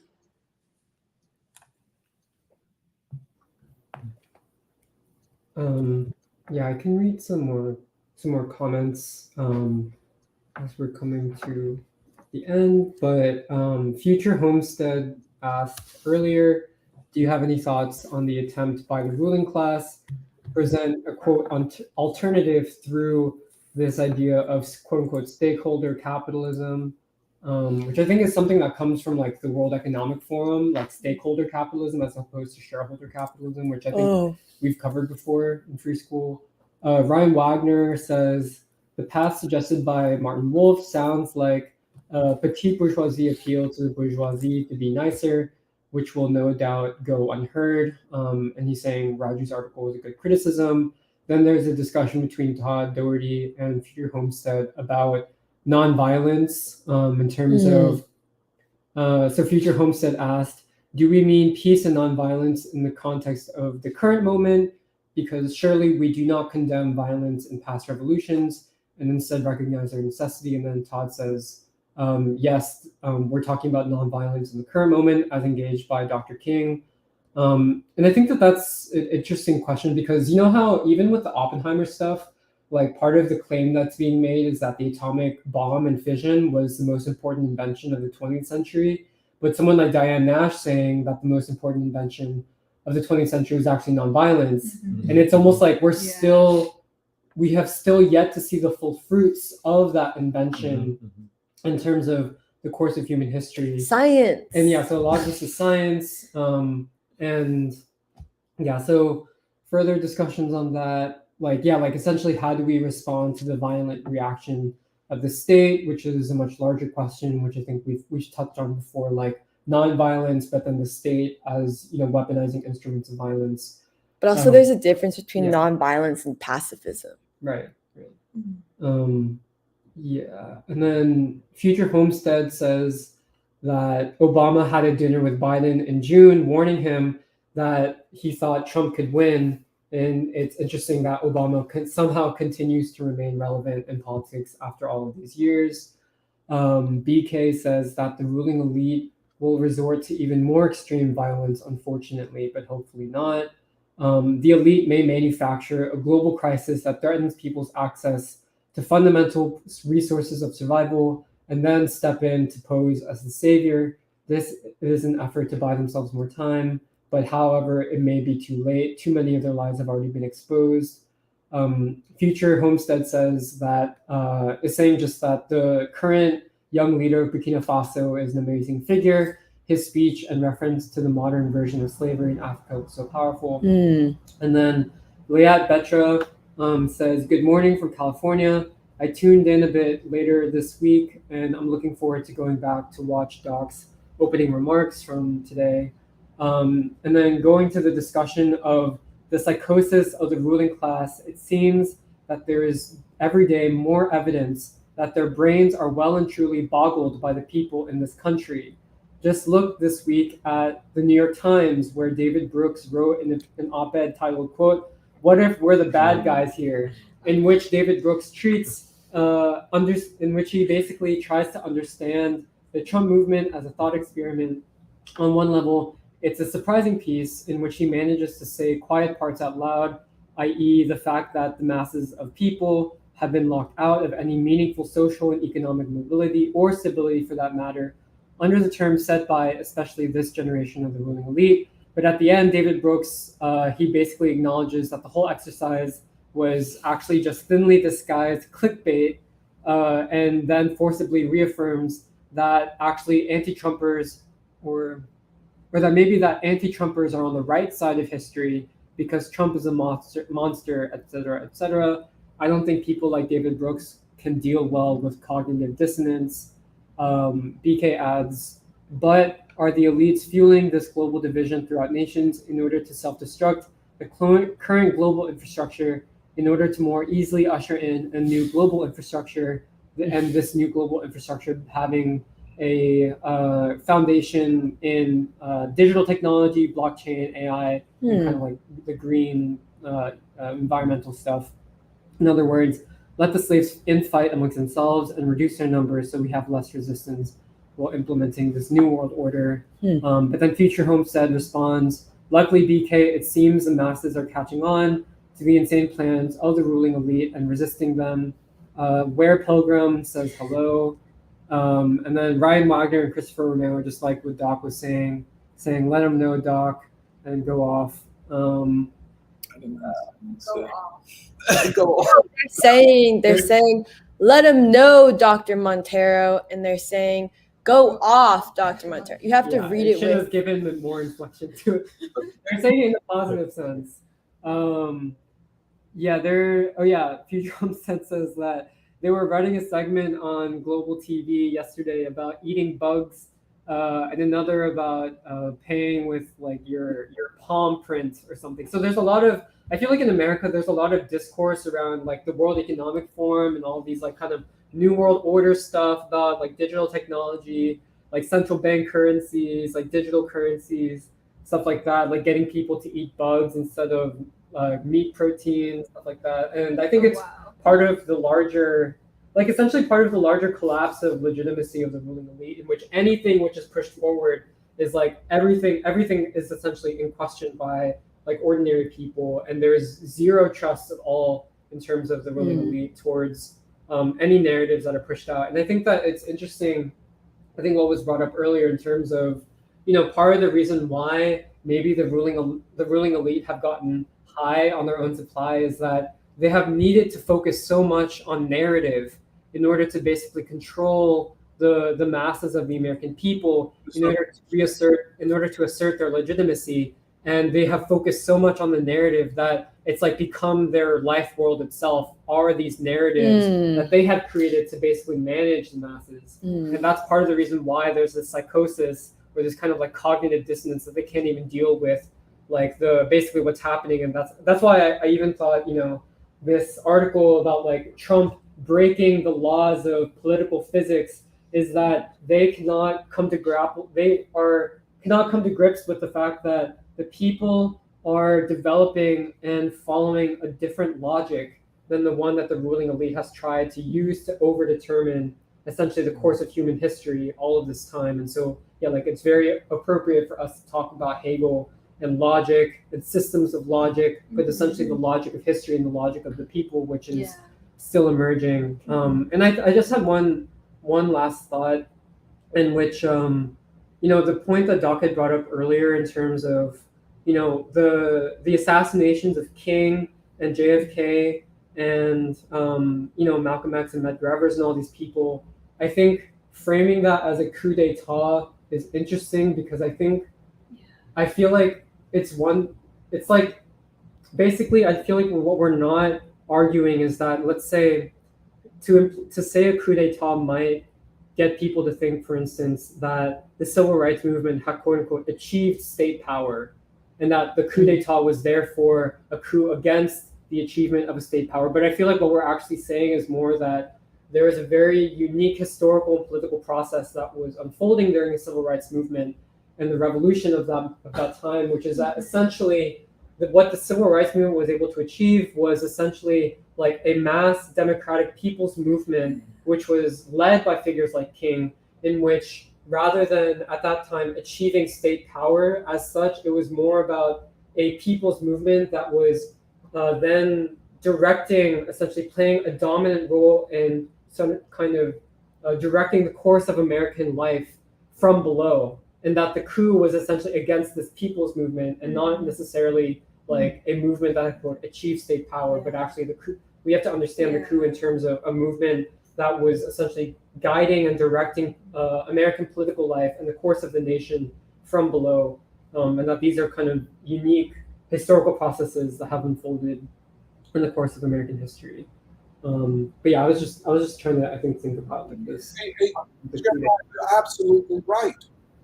And you know, once, you know, and it sent the movement into trauma and grief, because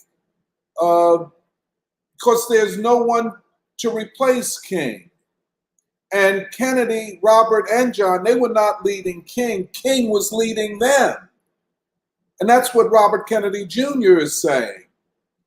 And so in the vacuum, then you get a lot of young Black people who say that the only alternative is we must turn to the armed struggle. If the ruling class wants to use arms to destroy our movement and our leaders, we must turn to arms to defend ourselves. But it was a retreat from the people. I mean, I can't describe it any other way. And then after that is destroyed and they go down after, dramatic events and all of that, including the MOVE organization, which was part of that, then they create, because remember, part of the civil rights and Black power movements was Black studies. And with Black studies, gender studies, and yada, yada. So in a lot of ways, there's certain reforms in the academic fields and how knowledge is created and so on. But at the same time, the ruling elite recognizes that it needs the power of ideas, the power of images, the power of all of that stuff. And so these universities and their PhD programs and their seminars become ways to produce ideas, and so by the time you guys get to college, you're feeling after you graduate, I've not learned a damn thing. Well, the point is you weren't supposed to learn anything, because at best you're going to be a functionary of the ruling elite, and at the worst you go somewhere and become a lawyer or whatever, and so on. But you were eviscerated. Your soul was taken from you. You were not taught courage. You were taught to be cowards, not to be committed, not to believe in anything. It's my truth or yours or whatever. So, you're lost and turned out. And Jerry, this is why I like so much your poetry and Blaze and all of that, because the ruling class and its agents, its hangers-on, don't produce poetry. They don't produce art. They're against poetry. They're against art. And so graffiti is art. It's an admission of failure. And I agree with you. And that's why I hope you just keep writing poetry.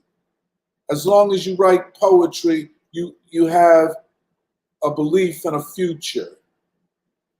A nation without song, without poetry, is a nation that has already failed. But I'll shut my mouth.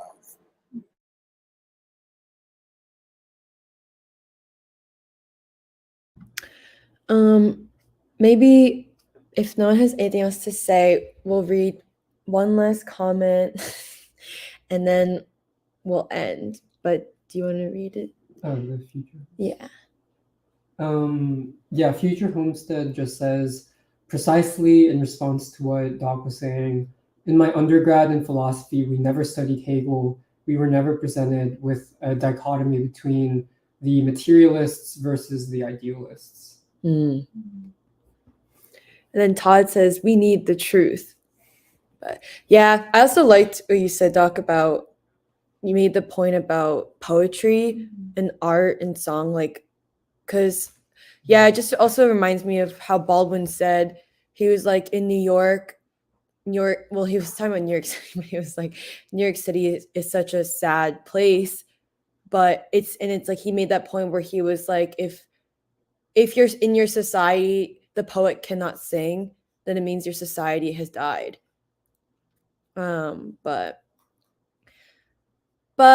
if no one has anything else to say, I think we can end there. It was another very lively and valuable conversation, just like every week. And we didn't talk about Michelle Lyu's review of the Lorraine Hansberry play that was put on in Broadway, but we can link it for people to read and share it. And then, yeah, as always, thank you to everyone who participates with the comments. We really do appreciate the comments a lot. They add a lot to the discussion. Thank you to all my friends on the screen, and we'll see you next week for another Saturday Free School for Philosophy and Black Liberation.